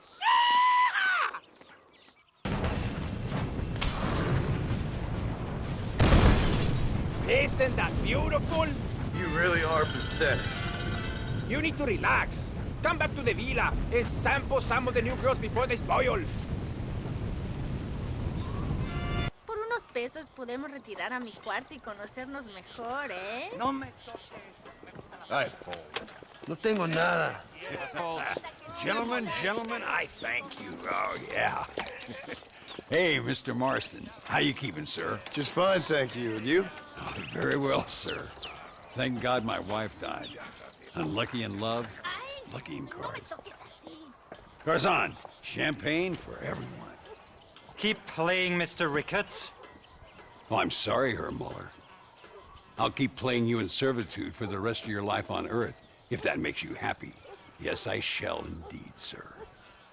Well then, your deal. Oh, Marston, would you like to join us? I don't think so. I'm just gonna have a drink. Oh, come on. Sit down. Sit down. Okay, then. Gentlemen? Na mach schon!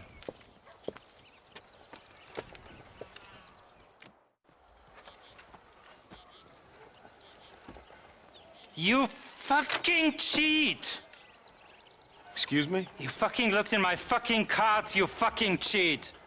Now, Herr Muller, let's calm down. There must be some mistake. There's no mistake. Your Yankee friend here is a fucking cheat. Easy there, Germany. Calm yourself down. Oh, yeah, you know exactly what you did. Yeah, I know exactly what I did, friend, which was nothing. Now, I'd prefer it if we could all play a friendly game and no one get hurt.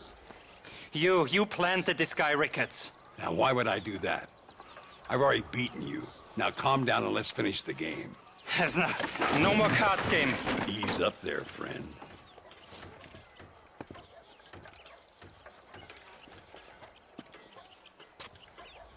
There must be a name for this.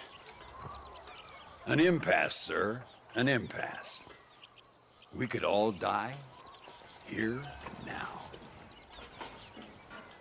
I'm not fighting you, Ricketts, but the Yankee him I don't like. He's done you no harm, Muller. He's done me no good either. Outside, winner takes the pot. The winner will take what he wants. The other man will be in no position to argue. Sanchez will be my second. As you wish, Germany. As you wish.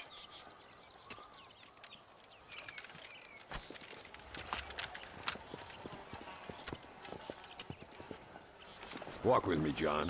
I want to make sure you know how this is going to work.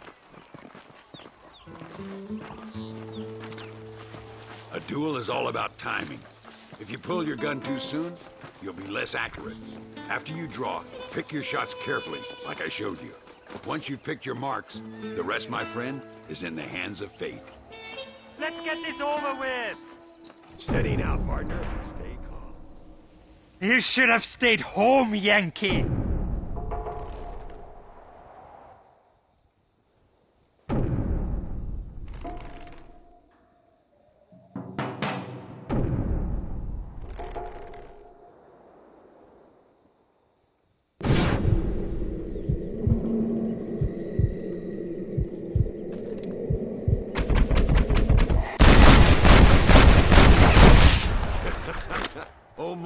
boys did play his cards too early. Come on. We've earned ourselves a drink. I think Mr. Muller's buying. Your health. You, the man they call Marston, see? You like killing? Watch me cut her throat. Nice friends you got here, Mr. Ricketts. Tú y yo, Marston. Peleamos ahora, We fight now. Careful, Marston. I know that girl. No puede ser.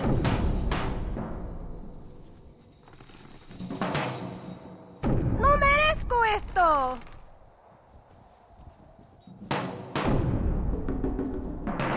Oh, madre mía.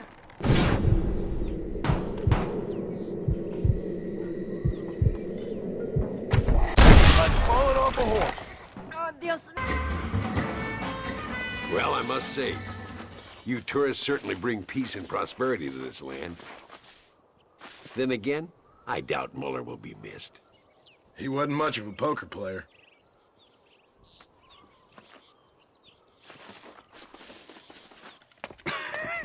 Hey, Gringo.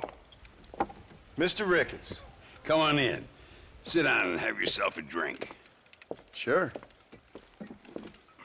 Say, any word of Javier Escuela? No, nothing yet.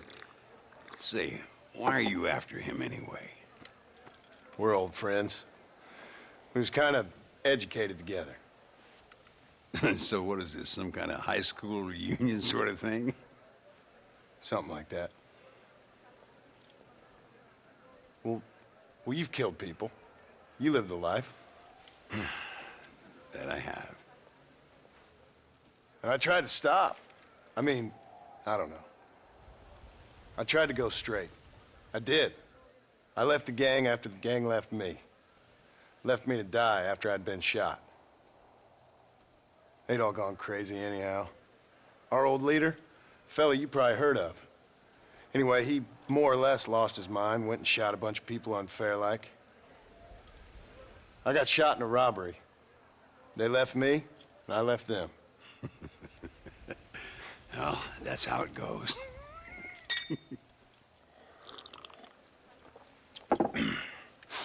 Already had me a woman, got me a farm, then I got me more trouble. Sure. Been sent to track down the men I used to run with. Track them, kill them. Well, if you don't, someone else will. There's no escape. Look at me. I spent 25 years killing men. Look at me now. Sitting around here like some low-rent would-be messiah. We're relics. Come on, have yourself another drink and let's wallow in a little self-pity. Sounds like a plan. Your health. Mr. Ricketts. Mr. Ricketts. Thank the Lord I have found you. And you, Mr. Marston. Please sit down. You all right? I'm well, sir. But Allende is sending more men to the death. Prisoners who have not been tried. A prominent writer, Castilla, and a local official whose only crime was not putting the small holders on the street when they were late with taxes. Writers and government officials. For once, I agree with Allende. Some men need to be killed. Mr. Ricketts! I was just joking. Where are they? Out near Escalera. Let's hang up our self-pity and go shoot ourselves some bad guys. You're gonna be all right. Thank you. Both of you.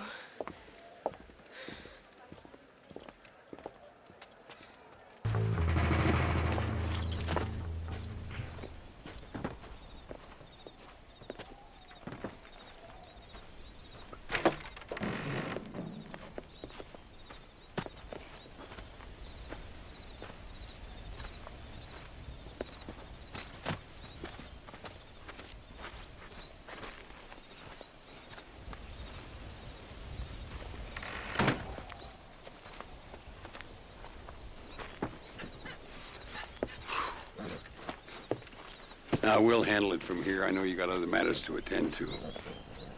It's been nice riding with you, Mr. Ricketts. And you, too. You took me back to another time. Talk to Louisa. She'll help you, and she's well connected in that other land. I hope you find what you're looking for, Marston. You know what I'm looking for. If you say so, Marston. If you say so.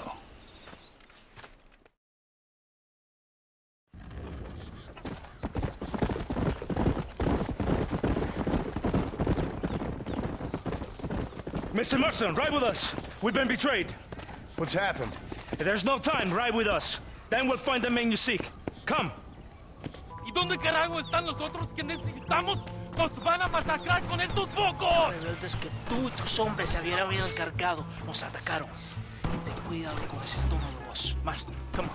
Ignore the stupid enemies. Shut your mouth, office boy! Gringo, take that sniper rifle over there. We have men's work to do. Hombre, lo que sea, mujer. Amigo, ¿qué pasa? A killer like you deserves fine women and wine. The best pleasures Earth can give a man. I need some information, DeSanta. All in good time. My man and I will finish our business here, and we can talk back at Escalera. The next time I see you, I need some answers, Captain. Go get drunk, go get a woman! Enjoy life! It's a beautiful struggle! Ándeles lindas, simpatrióticas. Dale, que ustedes son putas y lo saben. Por favor, no me obligas. Oh, mi amor, nadie te está obligando a hacer nada. Solamente quiero que animes al hombre que va a salvar a tu padre. ¿Tú quieres a tu padre, cierto que sí, linda? ¿Ah? What's going on here, Captain DeSanta? Just a little recruitment. Nothing for you to be concerned about. You boys using women soldiers now? Our costumes are none of your concern. Apparently not. ¡Santo mariconcito! ¿Me encontraste algunas chicas? Ay, mamacita, ¿dónde has estado toda mi vida? Ve, mujeres, ay, me gusta. These two patriots were keen to make your acquaintance, the Coronel. Fantastic, I love patriots. Hey, Sergeant Marston, you here to fight the war? And we shall make a patriot of you yet. I hope so. Any word of those men? Oh, yes, I heard they were riding with Reyes. I wanted to talk to you about it. DeSanta, hable con él. Tell him what I wanted, huh? His Excellency, El Coronel, would like to employ you in escorting a train down rebel country. The job is dangerous, but you'll have the honor of... Mira. Another patriot? Of knowing that you served Mexico in her fight against forces that would destroy our society. How much you offering? 20,000 pesos. And information as to the whereabouts of Javier Escuella. Okay, then. Mexico loves you, Mr. Martin. She has a funny way of showing it.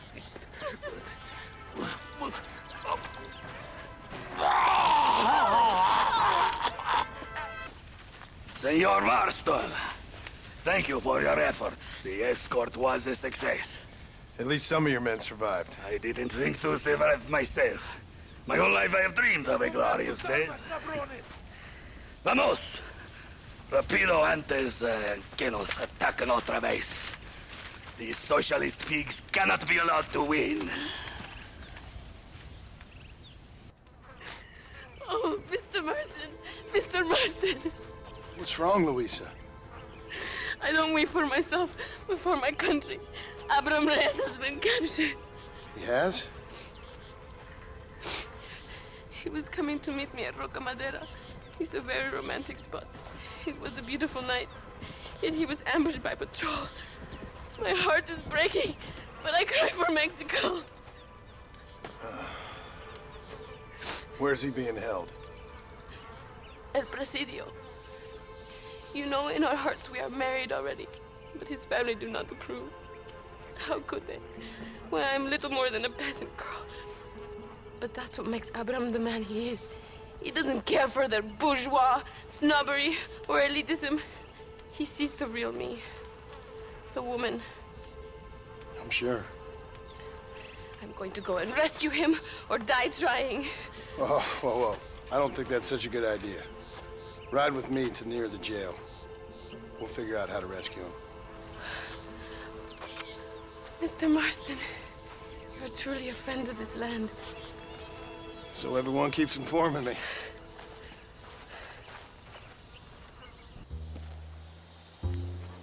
Abraham, Mr. Marston. Ahoy! The revolution will live on thanks to you. Yes, indeed, John. You are as a brother to me. And my people need a man such as you to help our cause. My ranch is in Agave Viejo, and let me say, my brother, that we await you. Well, best of luck to both of you, but I need to find 2 men so I can return to America. No problem. I will help you find those men. And in return, you will win a people her freedom. ¡Viva México! ¿A dónde tú vas, bella? Bye, John. Vete conmigo. Tú sabes que en esta luz puedo ver el fuego en tus ojos. Laura, dame la fuerza para luchar. John Marston! Good news, good news. The Coronel himself wants to speak to you. Come. Dámelo, dámelo, besito, besito. Don't be so conventional. Look at that ass, huh? Magnificent. Now save her for later, or I'll kill her and all her family. They're probably rebels anyway, huh? Anyways, it's good to see you, amigo. Good to see you. You know, you are a rare find. A gringo who is also a friend of our country. Bienvenido. We welcome you. Okay. Relax, relax. I have some wonderful news for you. Quite wonderful, in fact. You know the men you hunt? They have been captured in Chuparosa. I want you and DeSanta to ride out there, and then you can take possession of them. It is my gift to you for all your help, senor. Although part of me wishes that you would remain here and enjoy more of our hospitality, huh? Thank you. If it's all the same, I'd like to collect the men. I have a wife and son at home whom I miss. Don't we all, amigo? Don't we all? DeSanta, I want you to take care of Senor Marston. Vámonos, cabrón, go! Adelante! Mi amor! Mi amor!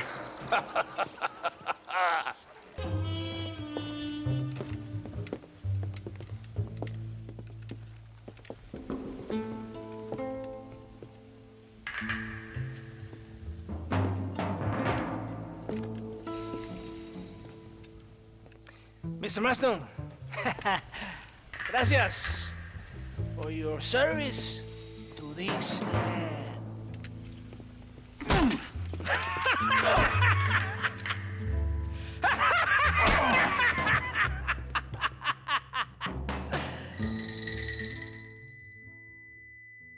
¡Levanten esta pizza, mierda!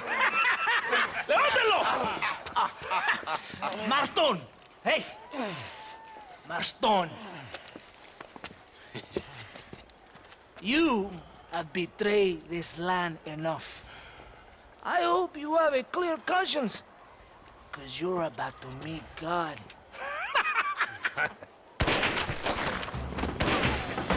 My brother, they will kill you if we don't get your ropes off. Over here, I will free you.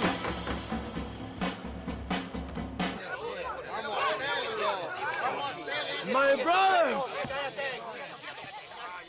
Today, we have proven that the days of this evil regime are numbered. Soon, we shall be free, living together in a noble republic, justly ruled by fine men. But, el trabajo, the job is not done. Our struggle is not over. We will fight all day and night until local tyrants like Allende are no more. And him and all his dogs are brought to the sword. We shall be free. This time things shall be different for every man and woman in this land. And one day soon, Allende will know justice! My brothers, fight on! In our hearts, we are all free! Let us make it so! ¡Viva la revolución! ¡Viva México! ¡México! ¡México! ¡México! ¡México! ¡México!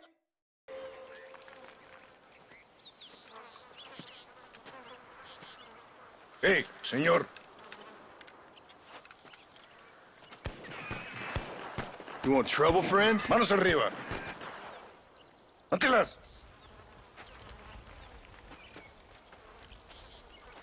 Tranquilo. Tranquilo, amigo. Tranquilo. Ya lo tengo. Muévase, cabrón.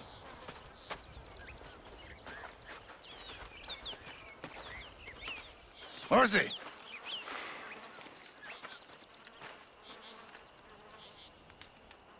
El mundo es muy difícil. Tenemos que jugarlo bien. Ah, Mr. Marston, I knew you would come.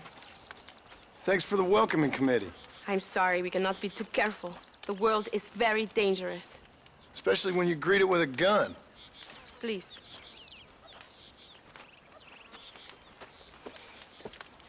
Mr. Marston, my father was killed yesterday. The army found him and accused him of treason. They cut out his heart and fed it to their dogs. Allende did this. Then he took the honor of 2 young girls. I'm sorry to hear that, Luisa. My father must not die in vain. His death must mean something. It'll mean that war is brutal and unnecessary and good people die. And that's all it will mean. That is not enough. Well, you know I'll do whatever I can, but I have problems of my own. We all have problems. This is about the people. My father died for his people. For these men and for millions like them, that they may be free. While there are guns and money, there won't be any freedom, Luisa. Mr. Marston, the movement is on the brink of great victory. Allende knows this and has sent for reinforcements.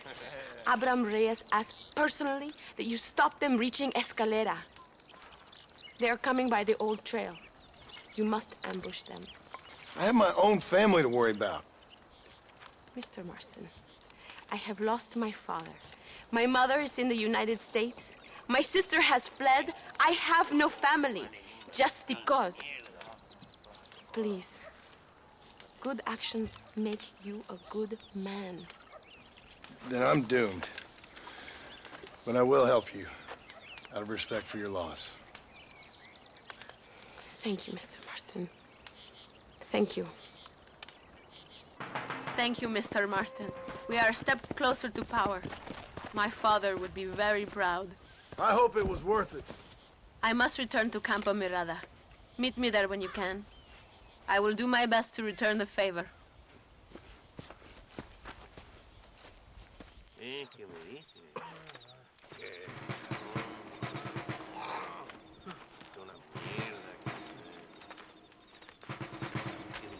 Tenemos que movilizar fuerzas en el extremo sur de la llanura para que los flancos del este y el oeste. Where is Abraham Reyes? Here, amigo! Here!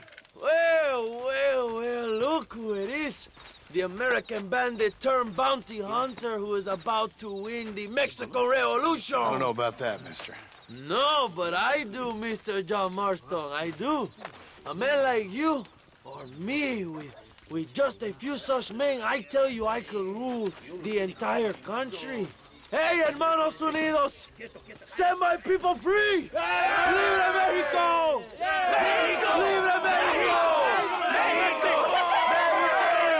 Viva Revolución! Their energy is like food to me. I feel I was sent for them and they were sent to me. Good for you. When I rule these people, I shall be fair and judicious and wise. How so, you ask? Very simple. I know these people. I know this land. In short, I can make them better.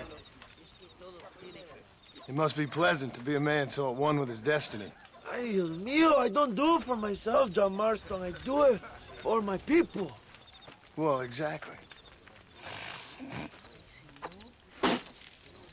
Sarcasm, my friend, should be beneath a man such as you, don't you think? Very little is beneath a man such as me. Ha! Okay, well, in that case, I assume a little robbery will be a pleasant day's work. All in a good cause, of course. Come, my brother. Let us strike while the iron is hot.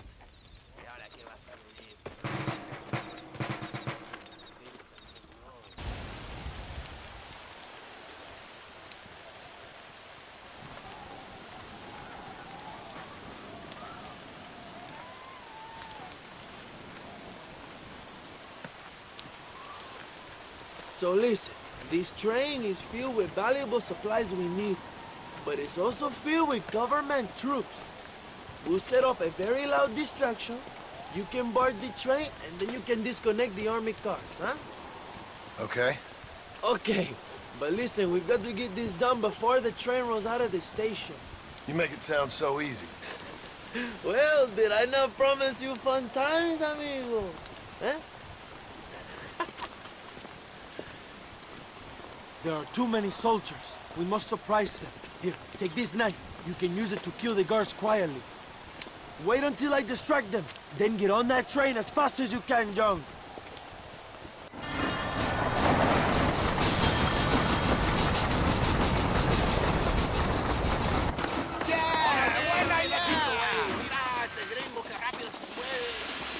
You move like a cat onto that train.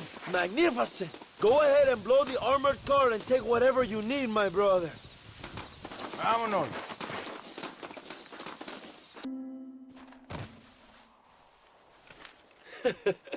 Not a bad day of robbing the establishment to give to the poor, eh, Mr. Marston? Very noble, I'm sure, but I need to know where Williamson and Escuela are holed up.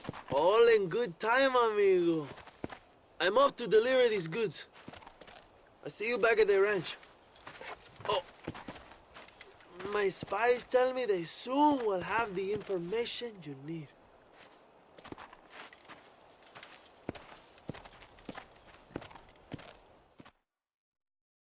Apúrese, amas. John, thank God you have come. That wretched animal de Santa has been sent to oversee a massacre in El Sepulcro. Come, we must stop him and finally kill that vermin and all of Allende's other followers.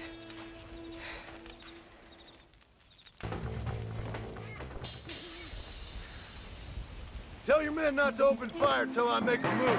We don't want to give them a chance to escape. And leave DeSanta to me. I need him alive. We will wait for your leave, señor.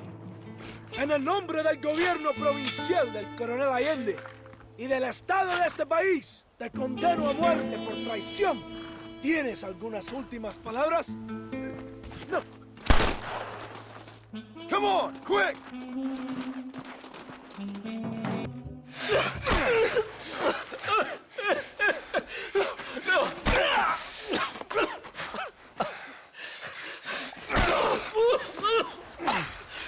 You fucking pig! Go back to your country! Where is Javier Escuela? Wait. Okay, all right. Shit. All right. Casa Madrugada. It's hold up there.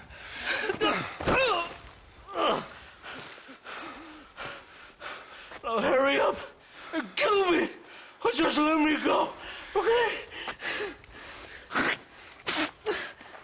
Can we kill this piece of shit now, señor? Or would you like the pleasure yourself?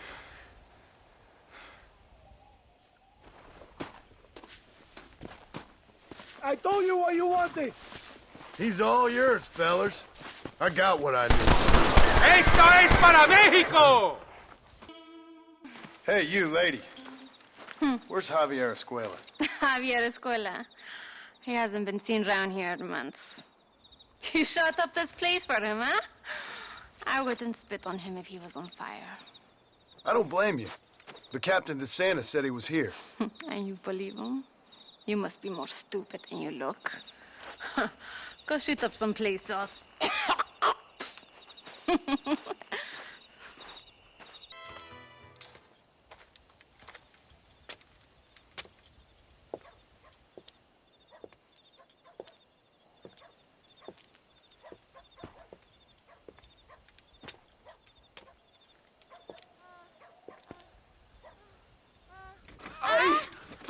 mejor puta que he chingado. ¡Viva México!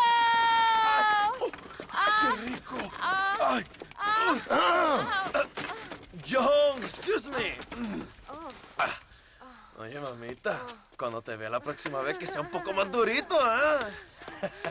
And I mean rougher, ¿ah? What would your most loyal follower, Luisa, say about that? Who? Luisa, the girl from Campo Mirada? A gentleman never tells, but she was a most wonderful... I just say she was increíble. Yes. Let me tell you something. I strongly recommend her. You take her when you have the chance, my brother. She thinks she's your wife. My wife? These peasant girls, they believe every word a fellow says. So naive. It's really quite charming. I love peasants. Don't you love peasants? I love them.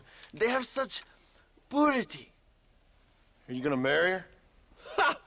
Marry a peasant? My dear boy, don't be absurd.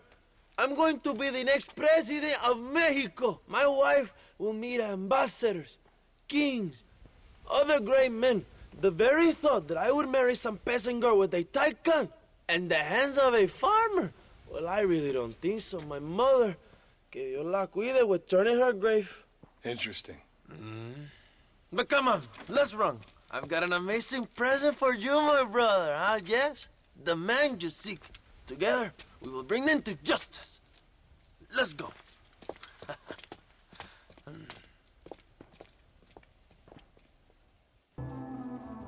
My men will launch a ruse attack on the side entrance to the fort. Meanwhile, you, my American friend, will drive this wagon at the front gate and jump off when you're close. It's been packed with 5 crates of TNT. That sounds crazy. How long's the fuse? Yes, like I say, fun times. It's plenty long enough, I think. I'll see you in there, amigo.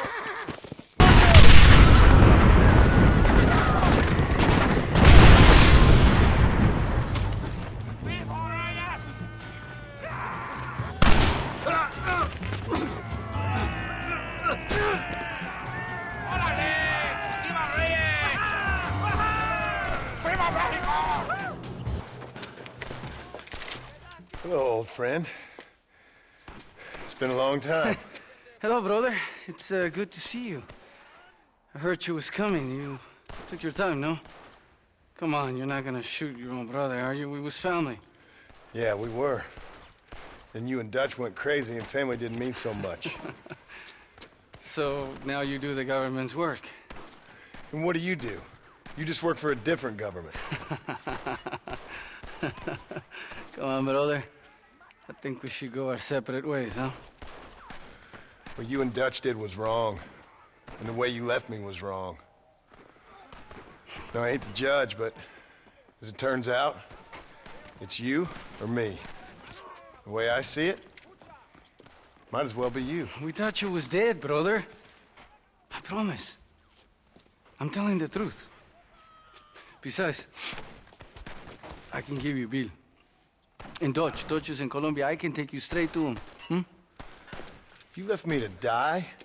Whoa. To save your own skin, and now you expect me to care about you? You got it all wrong, brother.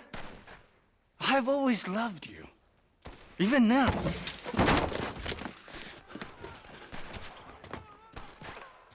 Oh, you piece of shit. Don't be sure about what you're doing, brother. You saw me out. Didn't that life we had mean nothing to you? Oh! Ah, you puto. Oh. One day, I promise you, you're gonna regret this. One day's about all you got left. I hope you and your wife and children rot in hell. You know, that life we lived is over. And when we was living it, it didn't mean nothing anyway. It was just an excuse, and we all knew. What I knew is that you was always a puto. And you're still a puto. Marston, come with me. The army sent reinforcements. Come. Yeah, go with your puto.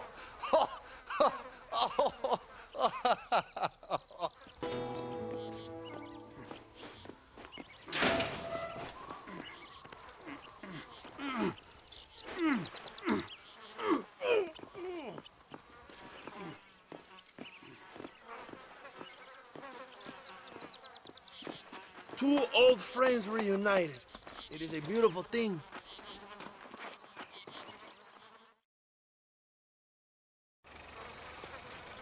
Mr. Marston, fancy seeing you down here. I must say it's a pleasant surprise to see you. You've done well, Mr. Marston. Now, Javier here gets to see how far the hand of justice can reach. Come on, you. Get in the damn automobile. Can we assume one of my commitments is cleared? Unfortunately, nothing is cleared, John, until your obligations are met. We need you to find Williamson, then head to Blackwater as quick as you can. We have reason to believe that Dutch Vanderland is in the area. Oh, your wife sends her regards.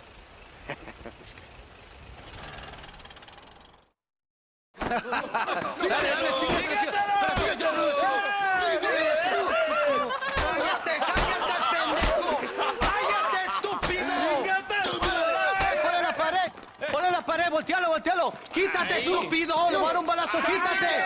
Quítate, pendejo. Quítate. 1, 2, 3. ¡Bang! ¡Que viva México! ¡México, ¡México! libre! Calmado, no, para atrás. Usted para atrás. Para atrás.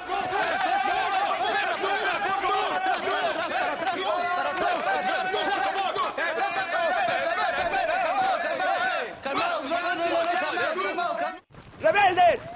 ¡Escuchen cómo explotan mis tiros! ¡Otra vez!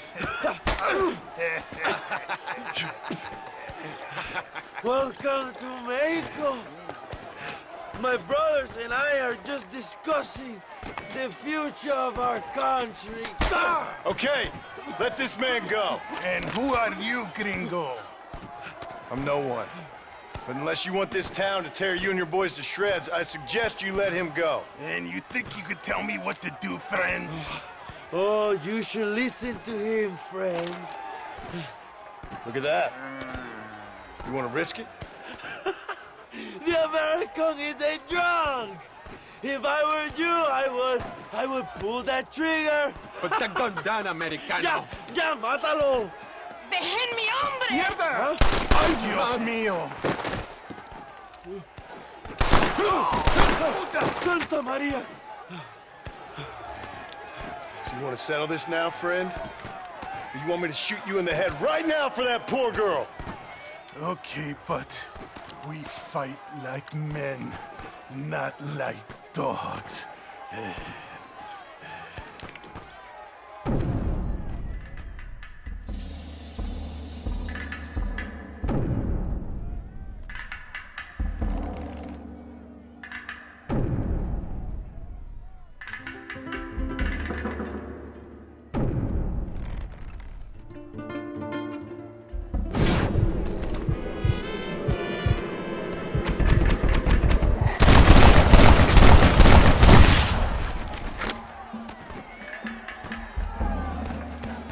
Thanks, my brother. Now the people are finally ready. Today we overthrow the Coronel. Come on! We can still get to my stagecoach! Go then! I'll cover you! ¡Vámonos! ¡Date prisa, cabrón! What the hell are you doing? Buying my freedom, pendejo! Now shut up, you dumb ape, and get out of the wagon! Apúrate! I'm coming out! Don't shoot! Here!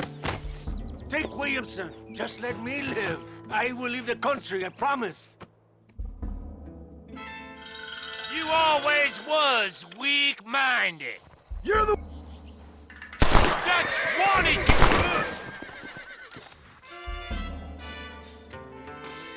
Allende is dead! Mexico is mine!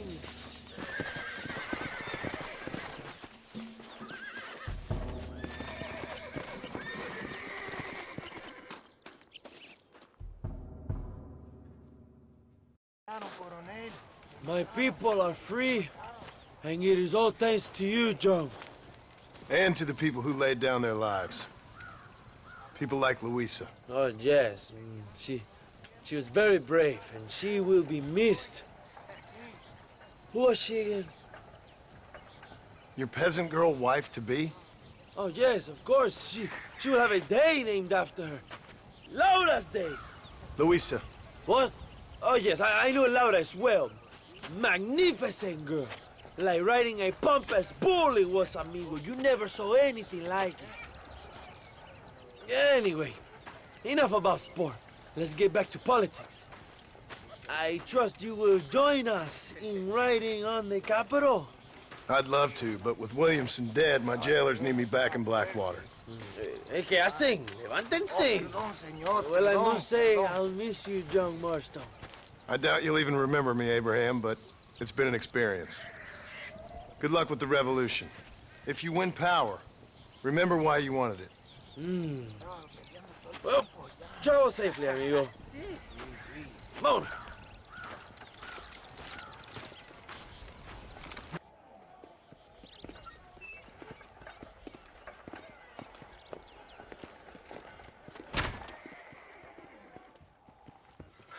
$101, $102, $103, $105, $106. I'm here to see Mr. Ross. $107, $109. Edgar Ross. $113. Upstairs on the right.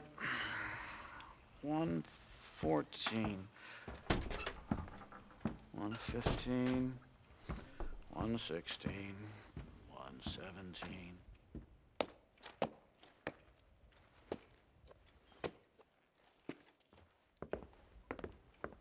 Mr. Marston, so glad to see you. How was your journey? Where's my wife and son? Being well looked after. Well looked after. I want to see him. Mr. Ross wants to speak with you. We've had some important developments. You want me to take out a gun and blow a fucking hole in your head right here? Right now? You want that? Mr. Marston. You want that? Mr. Marston, I ask you to calm down. Why? Why? I did what you asked. I got you Williamson and Escuela. It's over. Stop playing games with me. No one's playing games with you, Mr. Marston.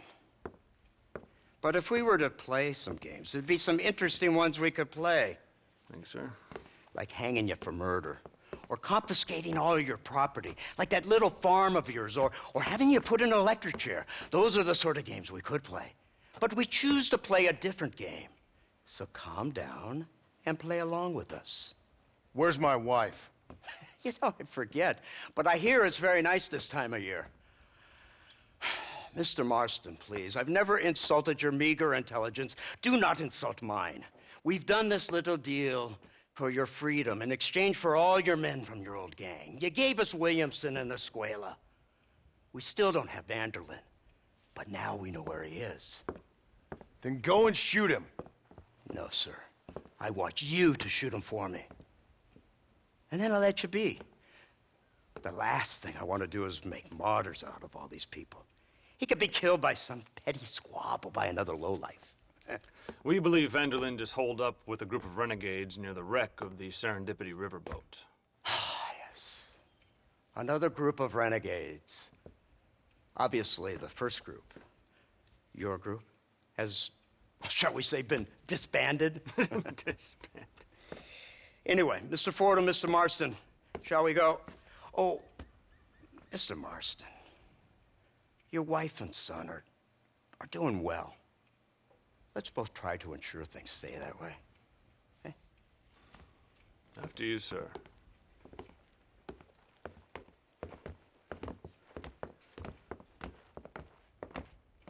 Oh, Mr. Marston, one more thing. This is for you. You're too kind. See, I have nothing but your best interest at heart. Let's hope it doesn't go off by mistake. 343. I have a patent for that, sir. This is an outrage. Ah, Mr. Marston.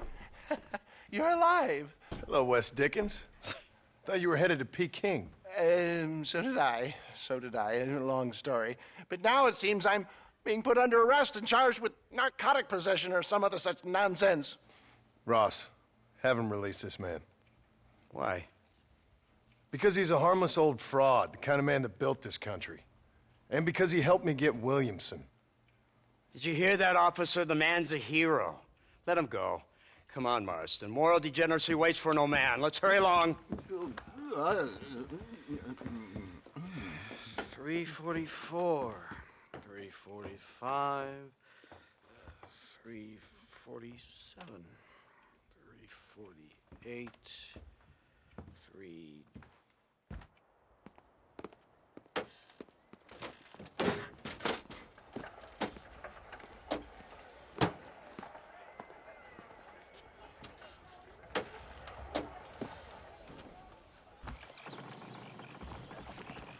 Over here!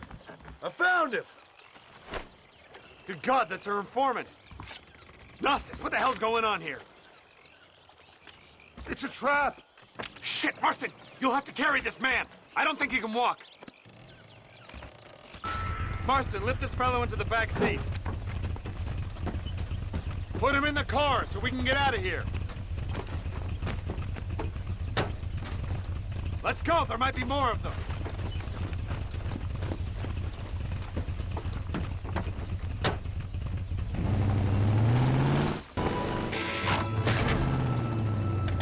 Come on, not now. What's wrong? I don't know. The motor just gave out. Well, fix it, you fool. We need to get this man to a doctor. Of course, sir. It's Dutch's men. Marston, we'll hold them off. Fordham, we'll fix that damn engine.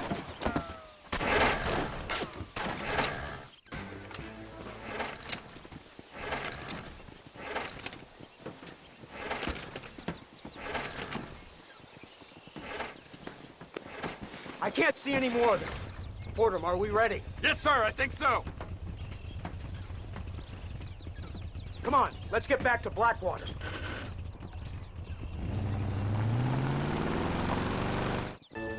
So, this is the office of an anthropologist named McDougal.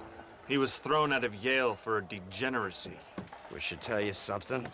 Indeed, but he's been helping us deal with the natives in this area. They see him and they presume we're all idiot academics. Huh?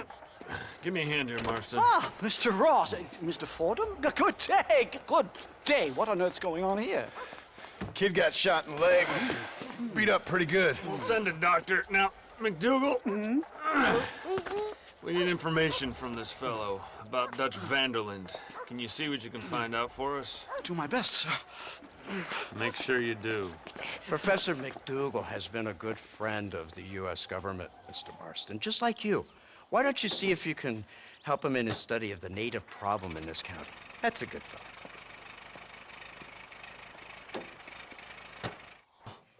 Incredible. Simply incredible. Hello, Professor. Hello, sir. Oh, Mr. Marston, sir. Good day, good day. How are you? Well, my family's health and well-being are being threatened by some unscrupulous government agents, and my own hard-won freedom is under duress. But these problems aside, I suppose I'm fair. Yes, the problems of civilizing nomads. Tell me, sir, are you from Norse stock? Not as far as I know. I was raised in an orphanage. My father was Scottish. Unfortunate. You'd make an interesting case for my theory of natural population characteristics. Really? Well, yes, a white man, obviously, but with a savage spirit. Trust me, sir, I mean savage in the best possible sense. Natural nobility, but also simple, pure. I've been looking at some blood samples through my microscope, and you know what? No. Well, of course you don't. It's a remarkable breakthrough. I've been looking at the blood of both natives and white men of corresponding height, weight, and age, and you know what? Again, no. They're exactly the same. It's remarkable. It completely refutes my last book. But I'll tell you what, sir. This sabbatical in the field may have been somewhat forced upon me by circumstance, but my scholarship has benefited enormously. Would you like to partake of a syringe of cocaine? I've quite enough for two. Not right this minute, no. So it's a remarkable drug. It entirely restores the ego. It takes one back to a primal state. It helps my thinking enormously. Nastas, come on. Come in, sir. would you like to take off your slippers? Or skin a rabbit? I know we cannot see the stars, but still my heart is pure, and we meet as equals. These savages must be spoken to simply in metaphors. No, sir. I grew up on a reservation and attended school. Oh, lovely. But I can show you what you want to see. I know where the group of bandits you seek are hiding. Both of you. Vanderlyn has attracted a following of young men on the reservation. They are turning to bad things. The savage heart cannot be conventionally civilized. I was right all along. Where's Dutch Vanderlyn based? In the hills, in Cochene. Let's go. I know a way there that is not guarded. Marvelous. It's simply marvelous.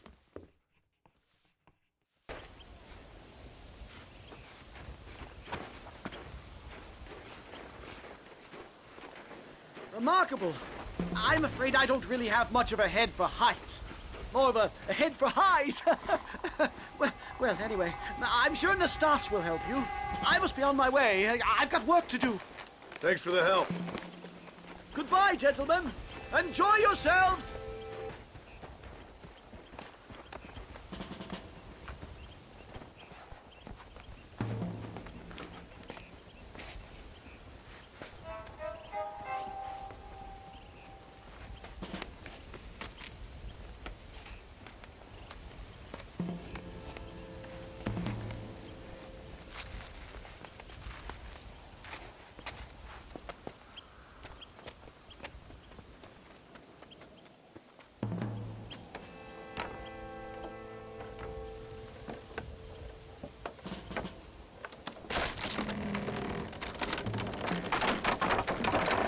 Damn!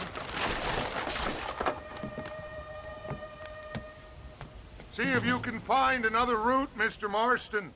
I will have a look around.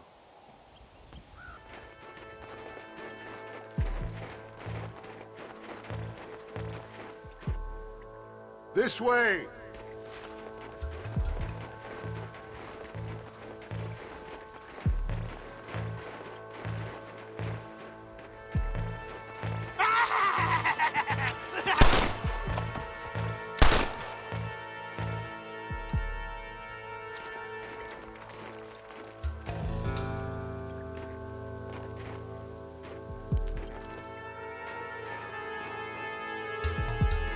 I'm hurt pretty bad. I don't think you should go any further. I'll be fine. But you go ahead.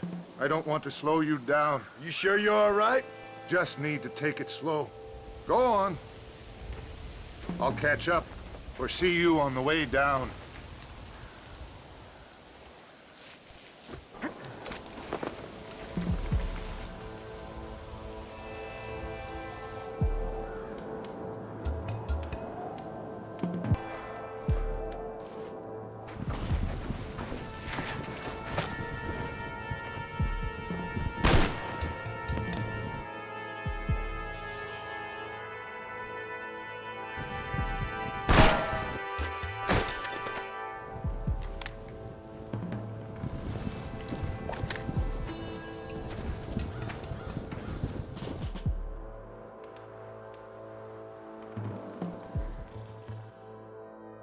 Mr. Marston?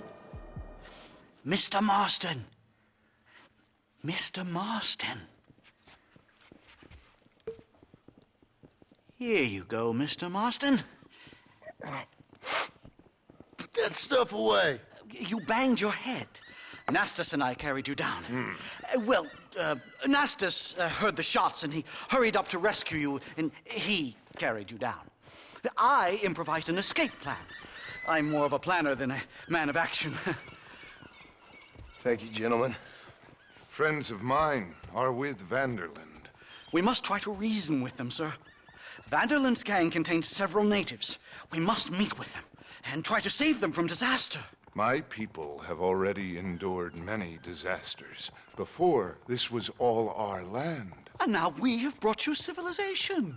Well, sure, it hasn't been easy, but it hasn't been easy for anyone, Nastas. Why, I knew a man in Yale whose father once shot 18 natives in one afternoon out in Wyoming. Oh, the man was quite traumatized. He took to lying with choir boys. For a wise man, you are a very stupid man, mister. Gentlemen, I'm gonna leave you to figure out right from wrong. You are simple-minded, sir. Thus, I do not blame you for not understanding reason. Then again...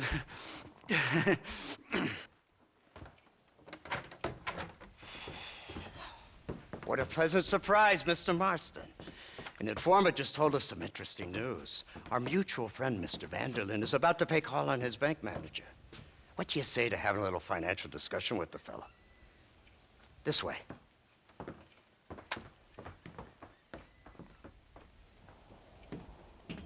Let's get up on the roof. We'll have a clear shot at them from there.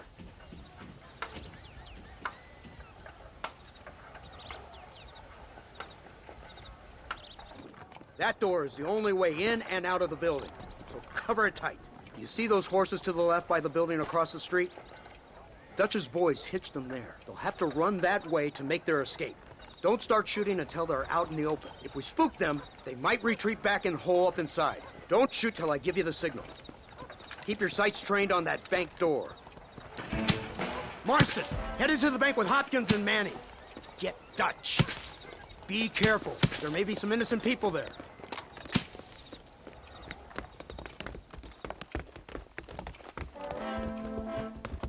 We can take them!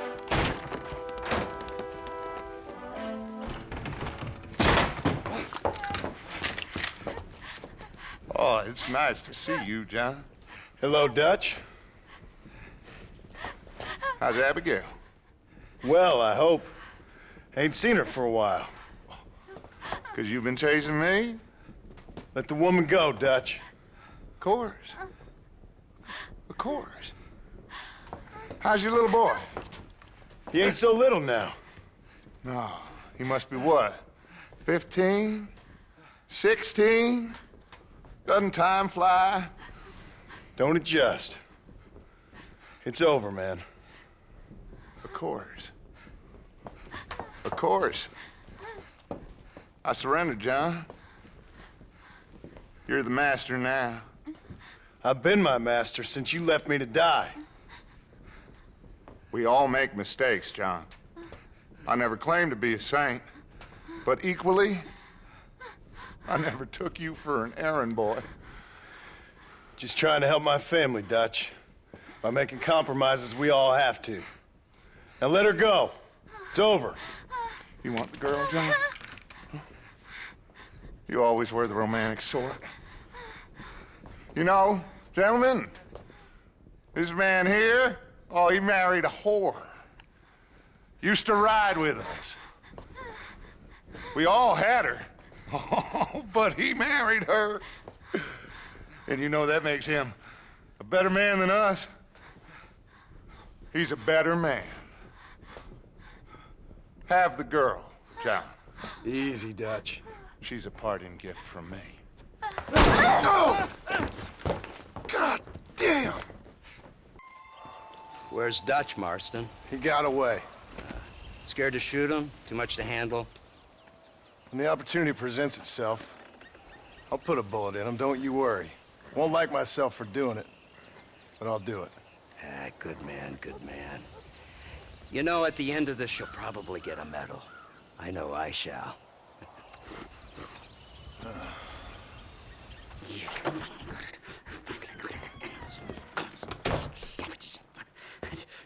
Marston, sir! It's good to see you, old bean. Good to see you. And you too, Professor. Forgive me. I am in a state of remarkable agitation, partly due to standard narcotic impulses, but also due to the fact that I have finally solved the riddle that has tormented my mind these past 8 years. What's that? The nature of the savage soul! What makes some societies great, like ours, and others, not worse. I would never use a pejorative such as worse, but lesser! Meaning? What makes these beings less human than us? Closer to beast on the continuum between animal and God. You know, I argued with Fortescue at Yale about this. It caused a minor scandal. But I shall be proven right, sir. I shall. Mark my words. I shall show them all what civilization is all about. The redskins and the nubs at Yale. Come, sir. I have a way to sate both our desires. I will bring you, Vanderlyn, and me, the evidence of savages reverting to type. Come, sir.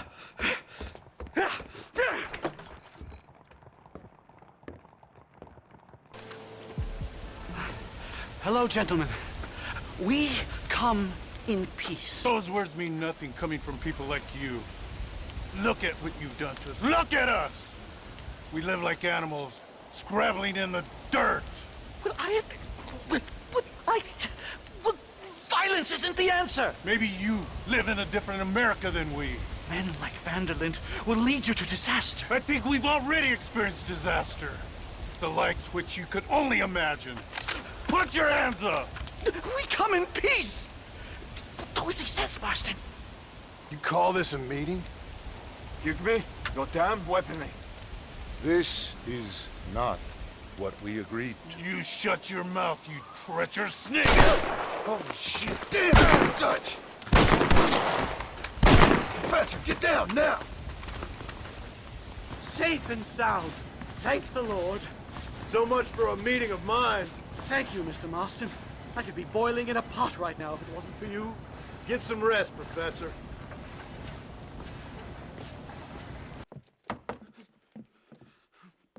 Professor! Oh, it's you, dear boy.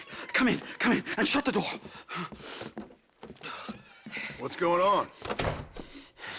You leaving? Yes, sir. Yes, I am, sir. You know the thing that is vital, without which scholarship cannot proceed, sir? No, I don't. Not having a bullet in your flipping neck, sir. I am not cut out for this. No, not cut out for this at all. Nope. They're fucking savages! Savages! I think we all are. Not me, sir. I'm from Connecticut. I'm a professor at Yale. I write books. I do not deserve to die out here. Where's my tincture? Oh, yes.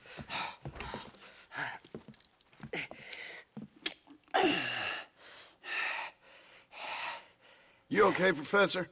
Oh, dandy, sir. Just dandy. Oh, great heavens above! Is that you, John?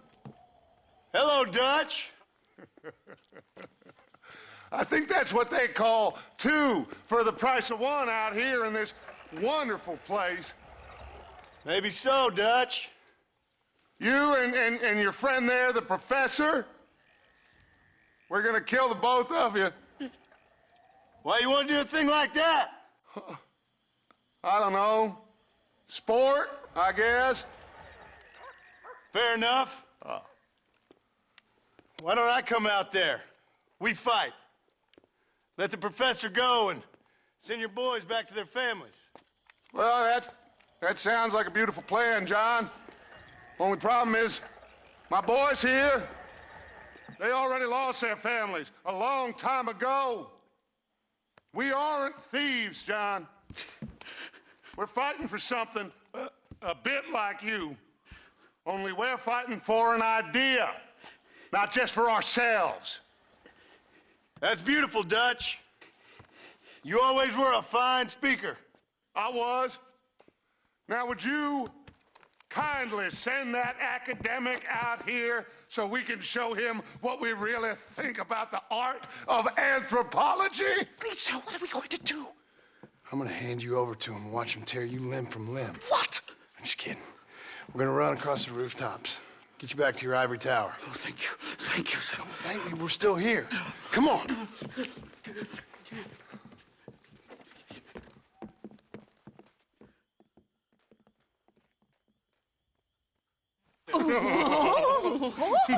Yes. Oh, come here.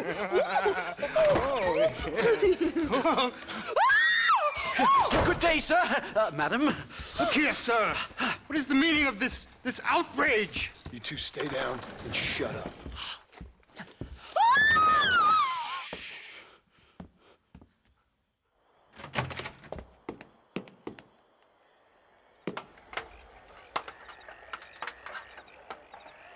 Come on. We can get to the roof this way. My research is complete. Much as I thought. There's no civilizing this savage land.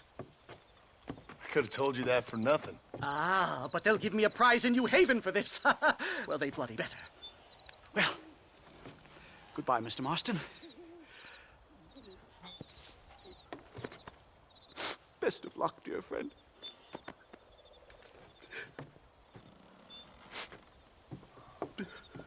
So long, Professor.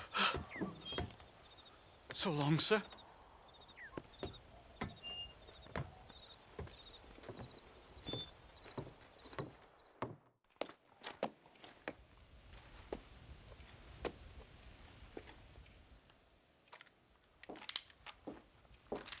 What do you want, Marston? My family. I've done what you asked. No, you haven't. This is the land of opportunity, and I gave you the opportunity to save your family, and you failed. How could I possibly reward you? Marston, you're a public menace. We should have had you killed. I wish you had. But since you didn't, where's my family? Oh, spare me the noble savage fall on the sword tripe, will you, old boy? It's nauseating. You don't wish to be dead. You're an insignificant creature desperately clinging on to life like the rest of the scum in this town. Yeah, I know it's tough. You like Dutch. He's a charming fellow. He makes sense. He's like one of those nature writers from back east. Only he takes things a tiny little step too far. Rather than just loving the flowers and the animals and the harmony between man and beast, he shoots people in the head for money and disagreeing with them. He's a goddamn killer. Now, I'm not a great intellect, but the metaphysical leap from admiring the flower to shooting a man in the head because he doesn't like the flower is a leap too far. So, I know it's easy. You see, me and Archer, we're the bad guys. We enforce the rules. Now, while the rules may not be perfect, they're really not so bad. Exactly. What's the alternative? Yeah. See, I'll tell you what the alternative is. It's not complicated. It's about one man and his gun versus another man. Sure, civilization may be dull, but the alternative, Mr. Marston, is hell. And the way you enforce this civilization, this freedom for men to like or not like flowers, or whatever in God's name you were just talking about, is to kidnap a man's wife and son? Well, I know there's contradictions. I'm not going to lie to you. Yeah, as I said, I'm not a great intellect. Now, after the debacle with the army and the bank, we have to put Mr. Vanderlyn to rest ourselves. Will you help us? Do I have any choice? Now that you mention it, no. Then what was that pretty speech in aid of? I don't rightly know, but it sure felt good saying it. Shall we, Mr. Marston? Let's go.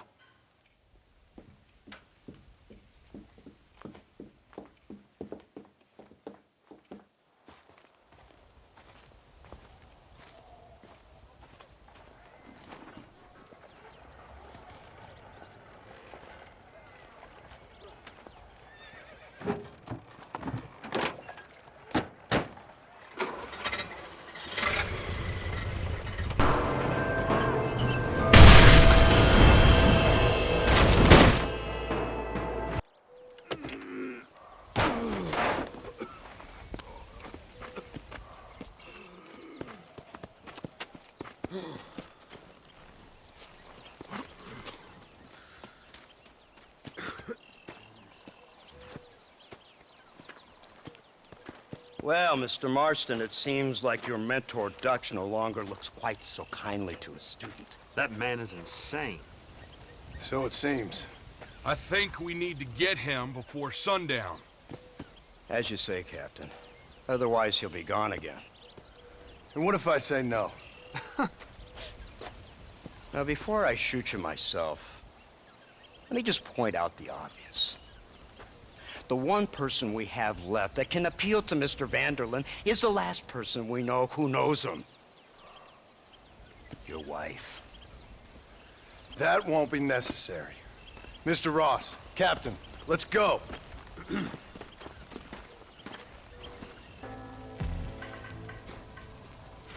You, blow that gate open. Move, soldier.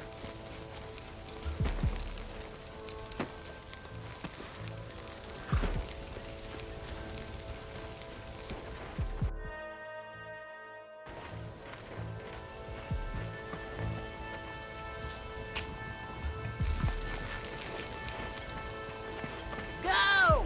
Get down!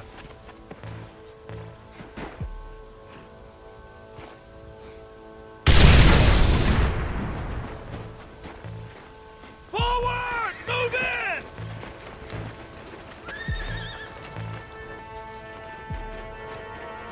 Right, Marston. We'll take 2 men with us. The rest will stay here and take care of the wounded. They'll plant charges at the gate. You and I will provide the cover fire. You tend to your wounded. I gotta face Dutch alone.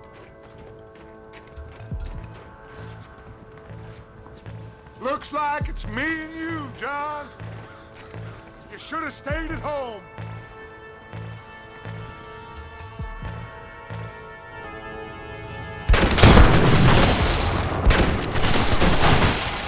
Son of a bitch! God damn it!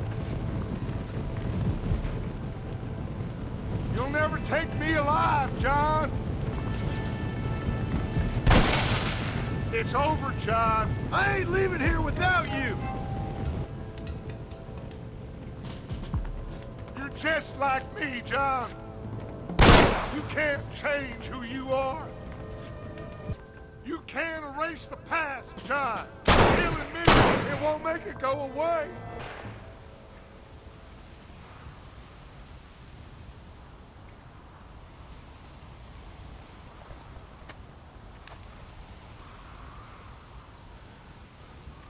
Hello again, John. Hello, Dutch. We gotta stop meeting like this. Sure. I got a plan, John. You always got a plan, Dutch. This is a good one. I don't doubt it. We can't always fight nature, John. We can't fight change. Can't fight gravity. We can't fight nothing. My whole life, all I ever did was fight. Then give up, Dutch. But I can't give up, neither. I can't fight my own nature. That's a paradox, John. You see? Then I have to shoot you. When I'm gone, they'll just find another monster. They have to.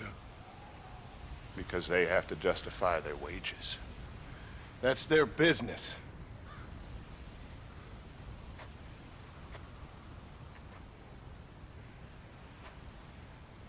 Our time has passed, John.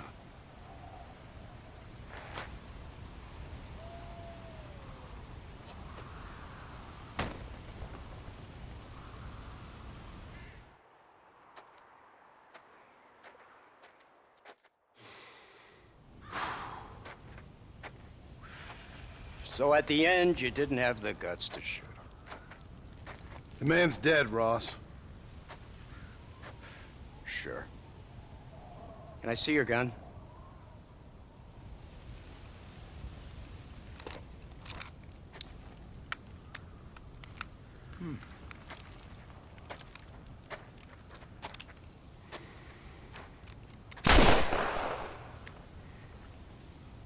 Trust me, it looks better in the report that way.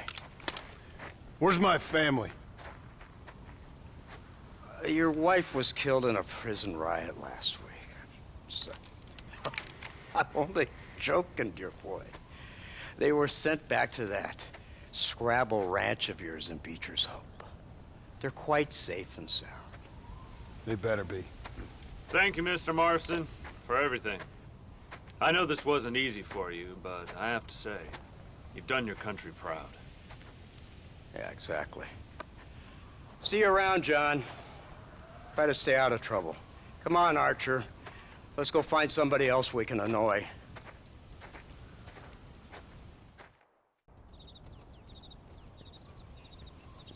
Abigail!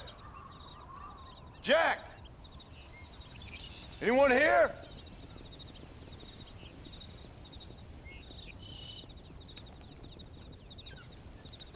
Anyone home? Oh, darling. I never thought I'd see this day again. You no-good hillbilly piece of shit! I thought you was dead! I thought you was dead, John, huh? Where you been? Where you been? You know where I've been, darling. You know. You saw Dutch, didn't you? Yeah, I saw him. And Bill? Yeah, I saw him too. And you didn't go back to him? I left that life.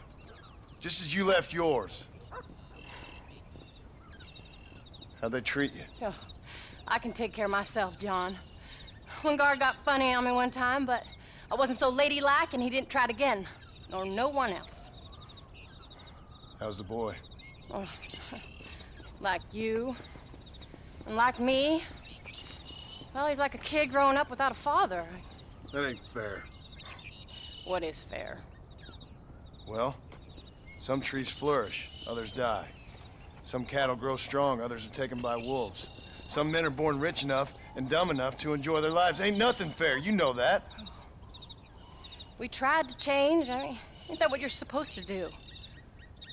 We did change. And it's over now.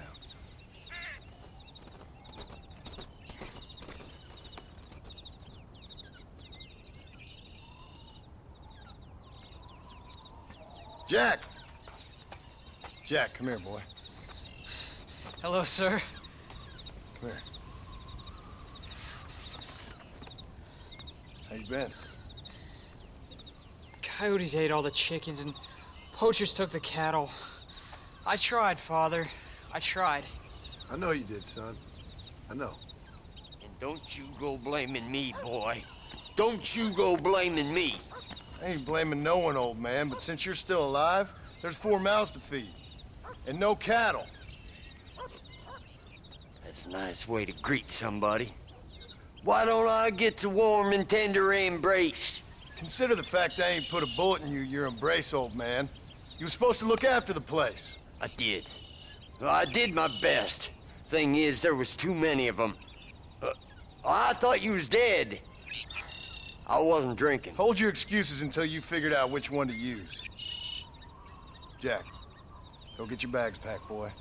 We got work to do. We leave in the morning. Go on. Yes, sir. Where are you going? Well, it's getting kind of dark now, but in the morning we've got to go get ourselves some more cattle. I've got friends at McFarland's ranch. It's over in Hinnigan's Stead who can sell us some. Now, Abigail, I hope you learned to cook. Yes. Didn't I say, rather than some prison, they actually kept me incarcerated in a cooking school for young ladies.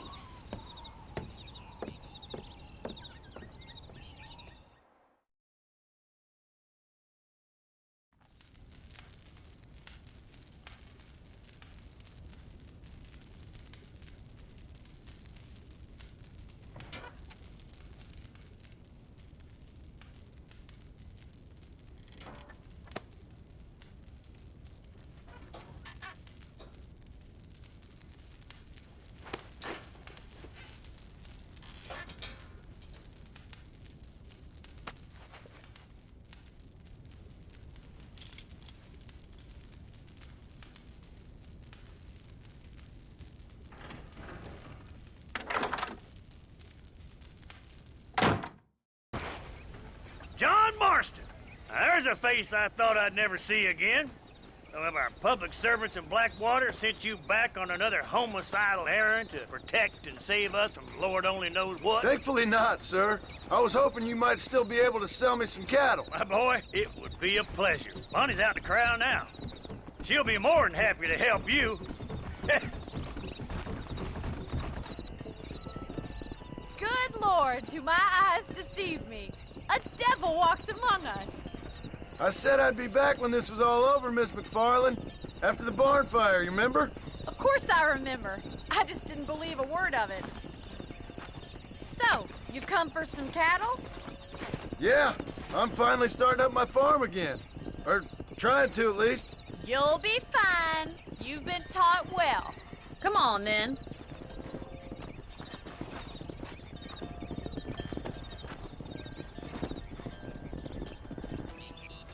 Did a good job, son. Nice shooting. Thanks, Pa. Make a rancher of you yet.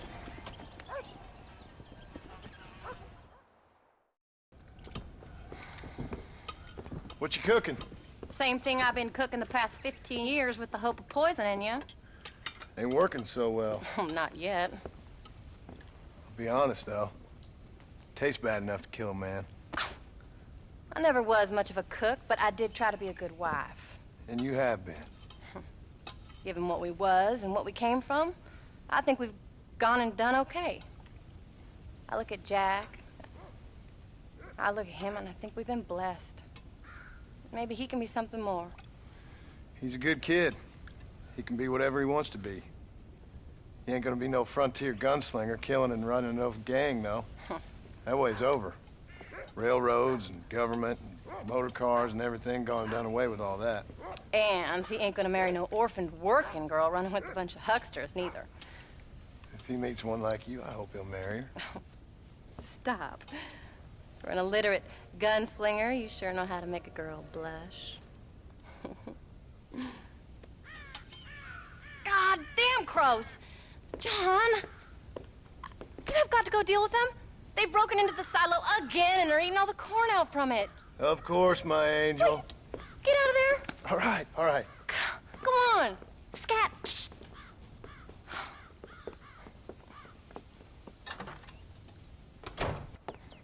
John, we got a telegram from some lady friend of yours, a Bonnie something or other.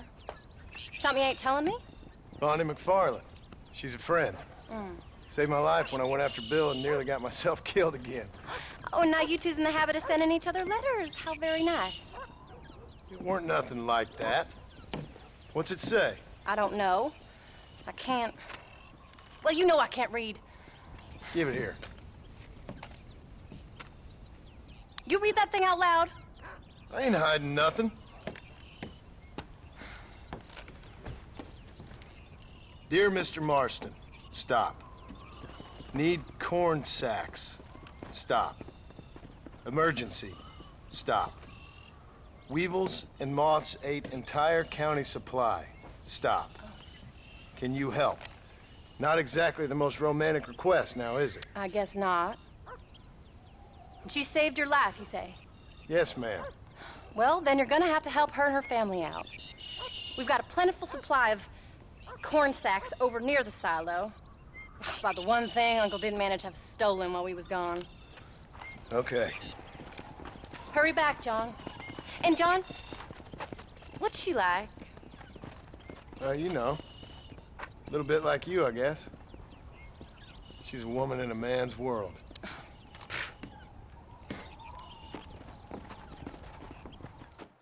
John, wait!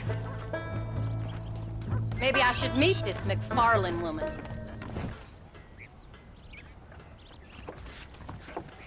You came. Thank you so much. We lost the entire harvest. Miss McFarland, I'd like you to meet my wife, Abigail. Oh, ain't you quite the gentleman all of a sudden? It's a pleasure to meet you, Mrs. Marston.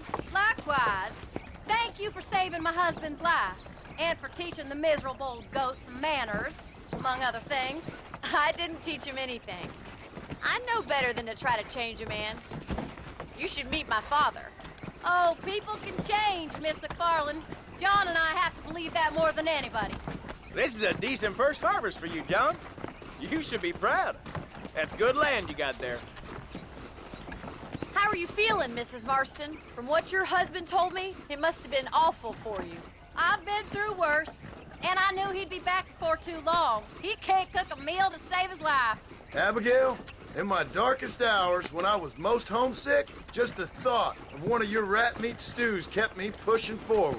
Well, about as amusing as a weeping saddle sore, ain't he, Mr. Farley? You're gonna start yammering about women's work, John.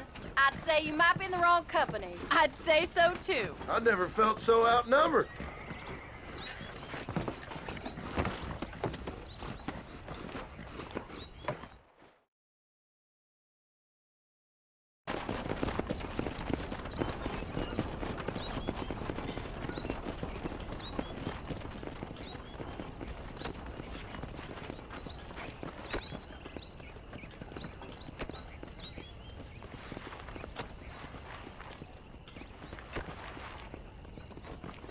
Ma'am?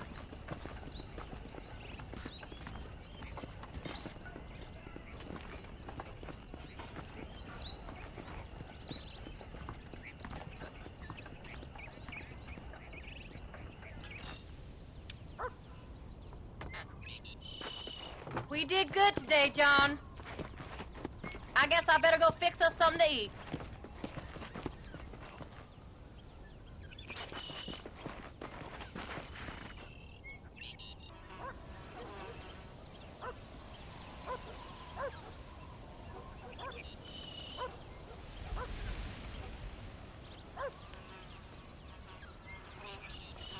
What's the book, boy?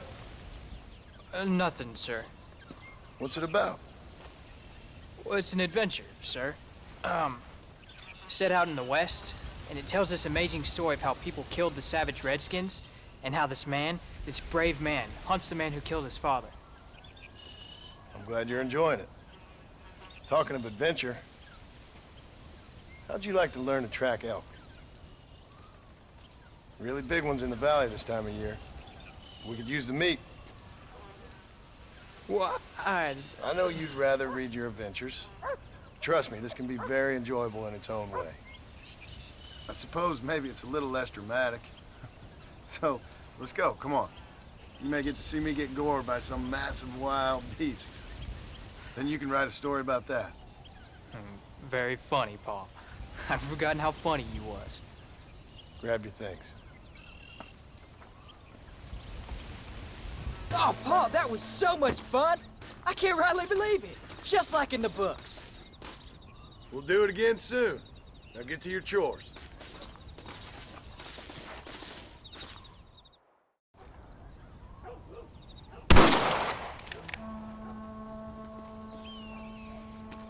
You're tensing up.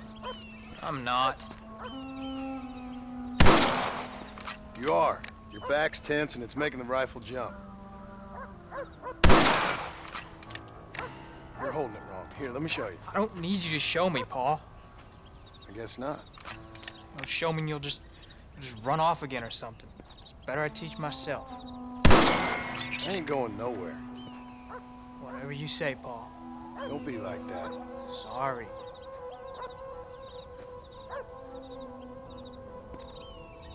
Wolf's been after the herd. Gotta get out there and scare him off. You wanna come with me? Safer with two. Okay.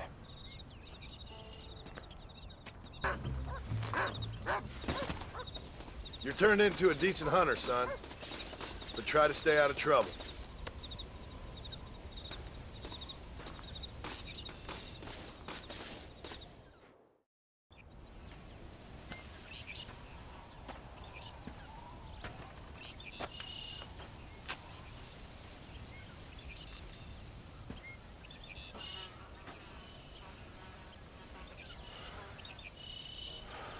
John!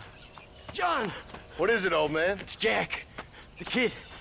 The kid. Well, I just saw him out in the valley. Seems your tales of hunting got the better of him. He said he was going up to the pass, track down that grizzly that's been seen up there. Kid can't hunt a grizzly. Thing will eat him alive. I know. I tried to stop him. But you're worthless as a lawyer at a lynching. Damn you, old man. This is my son. Anything happens to him, you'll wish it was you that bear attacked.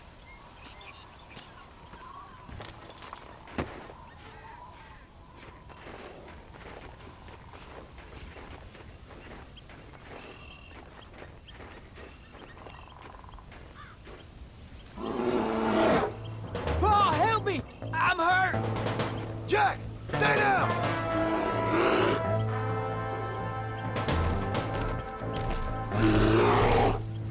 Don't move! Keep your head down!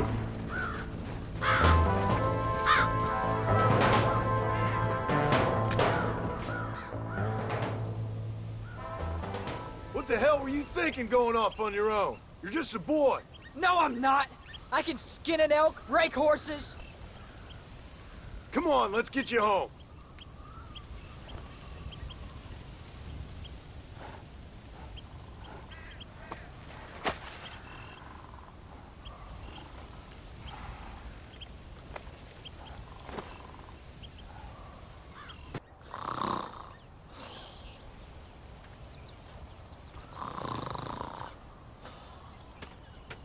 Get up, old man.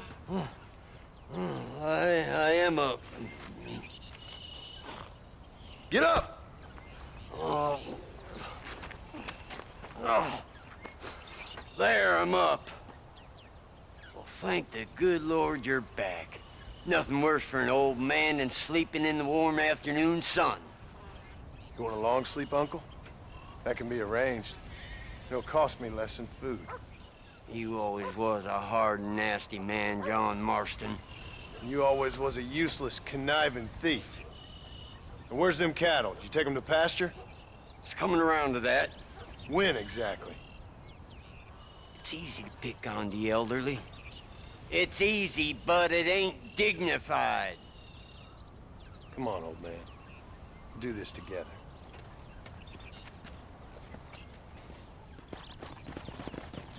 What are you looking at, old man? There's some Mustangs and some such out there beyond that ridge. Wondering if it was worth getting you and going around some of them up. Fair enough. We're nearly out of money. Ranch is in turmoil.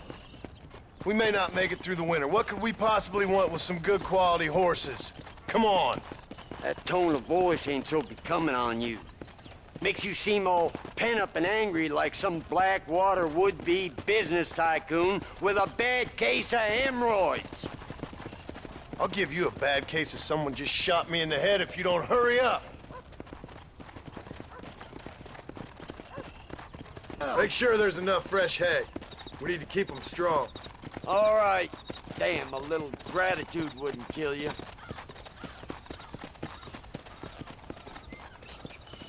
Not a bad day's work.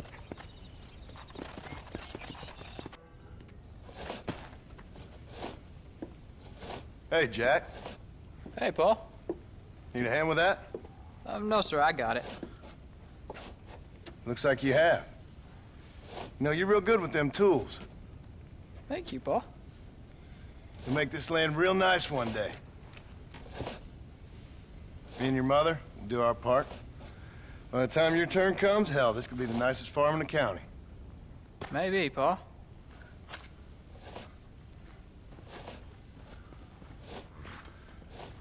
Just gotta learn to shoot straight or you'll get yourself eaten by some animal. Very funny, Paul. Thank you, son.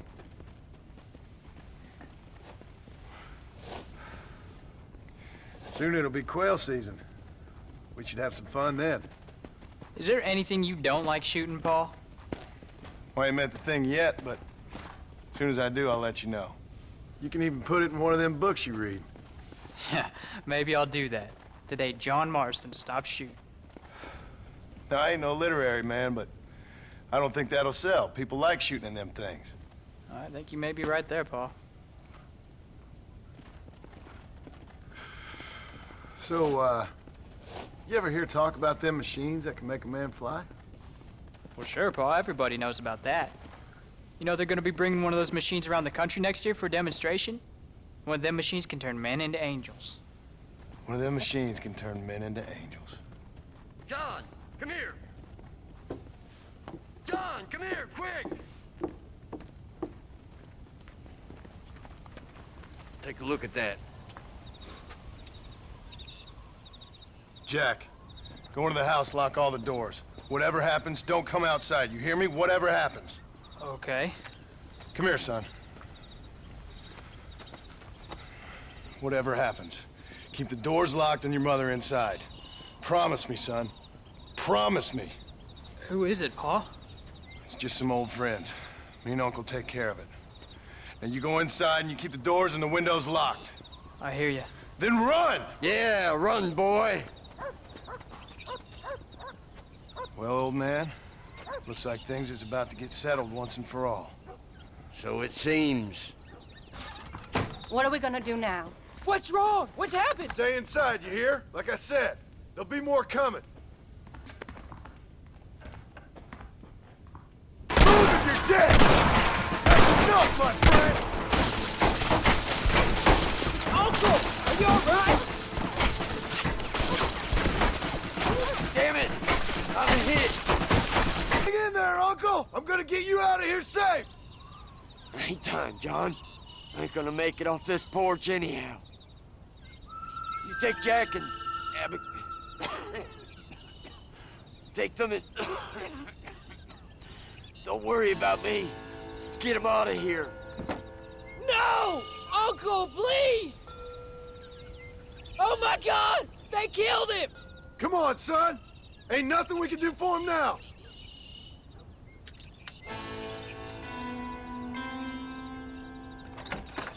We're leaving the farm. I'll watch from the silo. You two go to the barn, get the horses ready. John! I'll meet you there.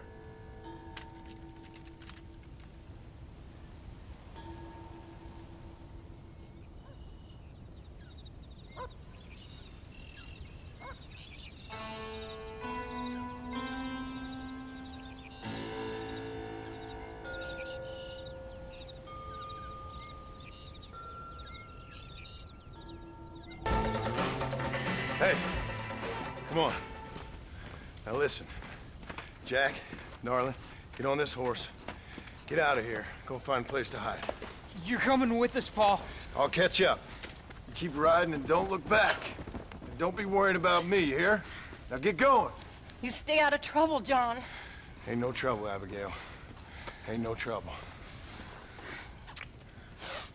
I love you. I love you. Now go! Get!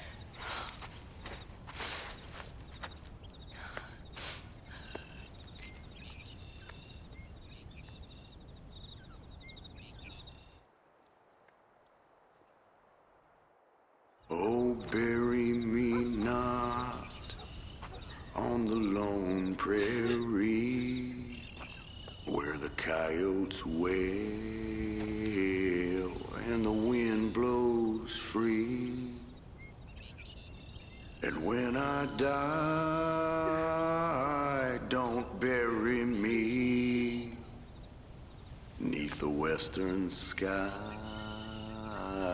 on the lone prairie.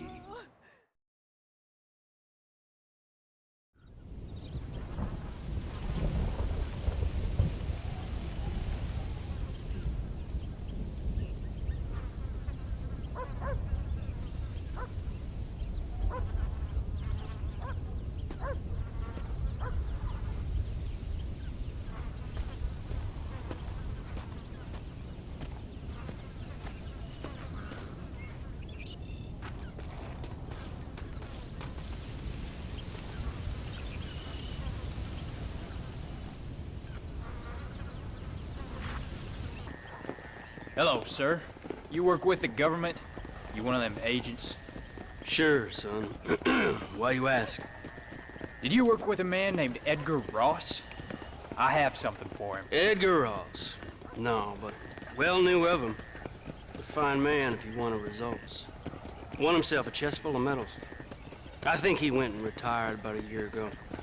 Last I heard, him and his wife moved out to a cabin on Lake Don Julio. Lucky guy, getting to take it easy.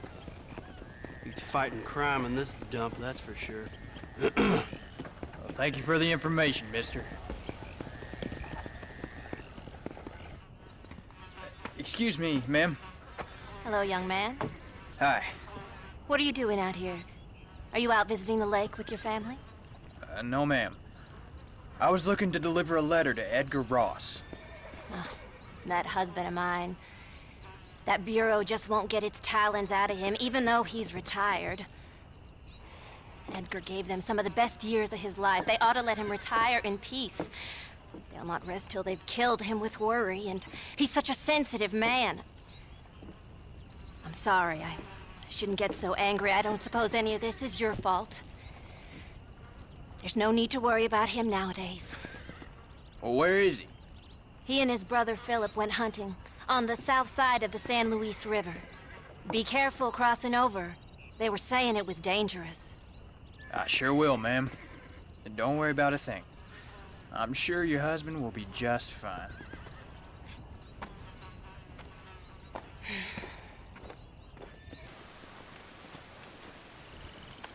Hey there, mister.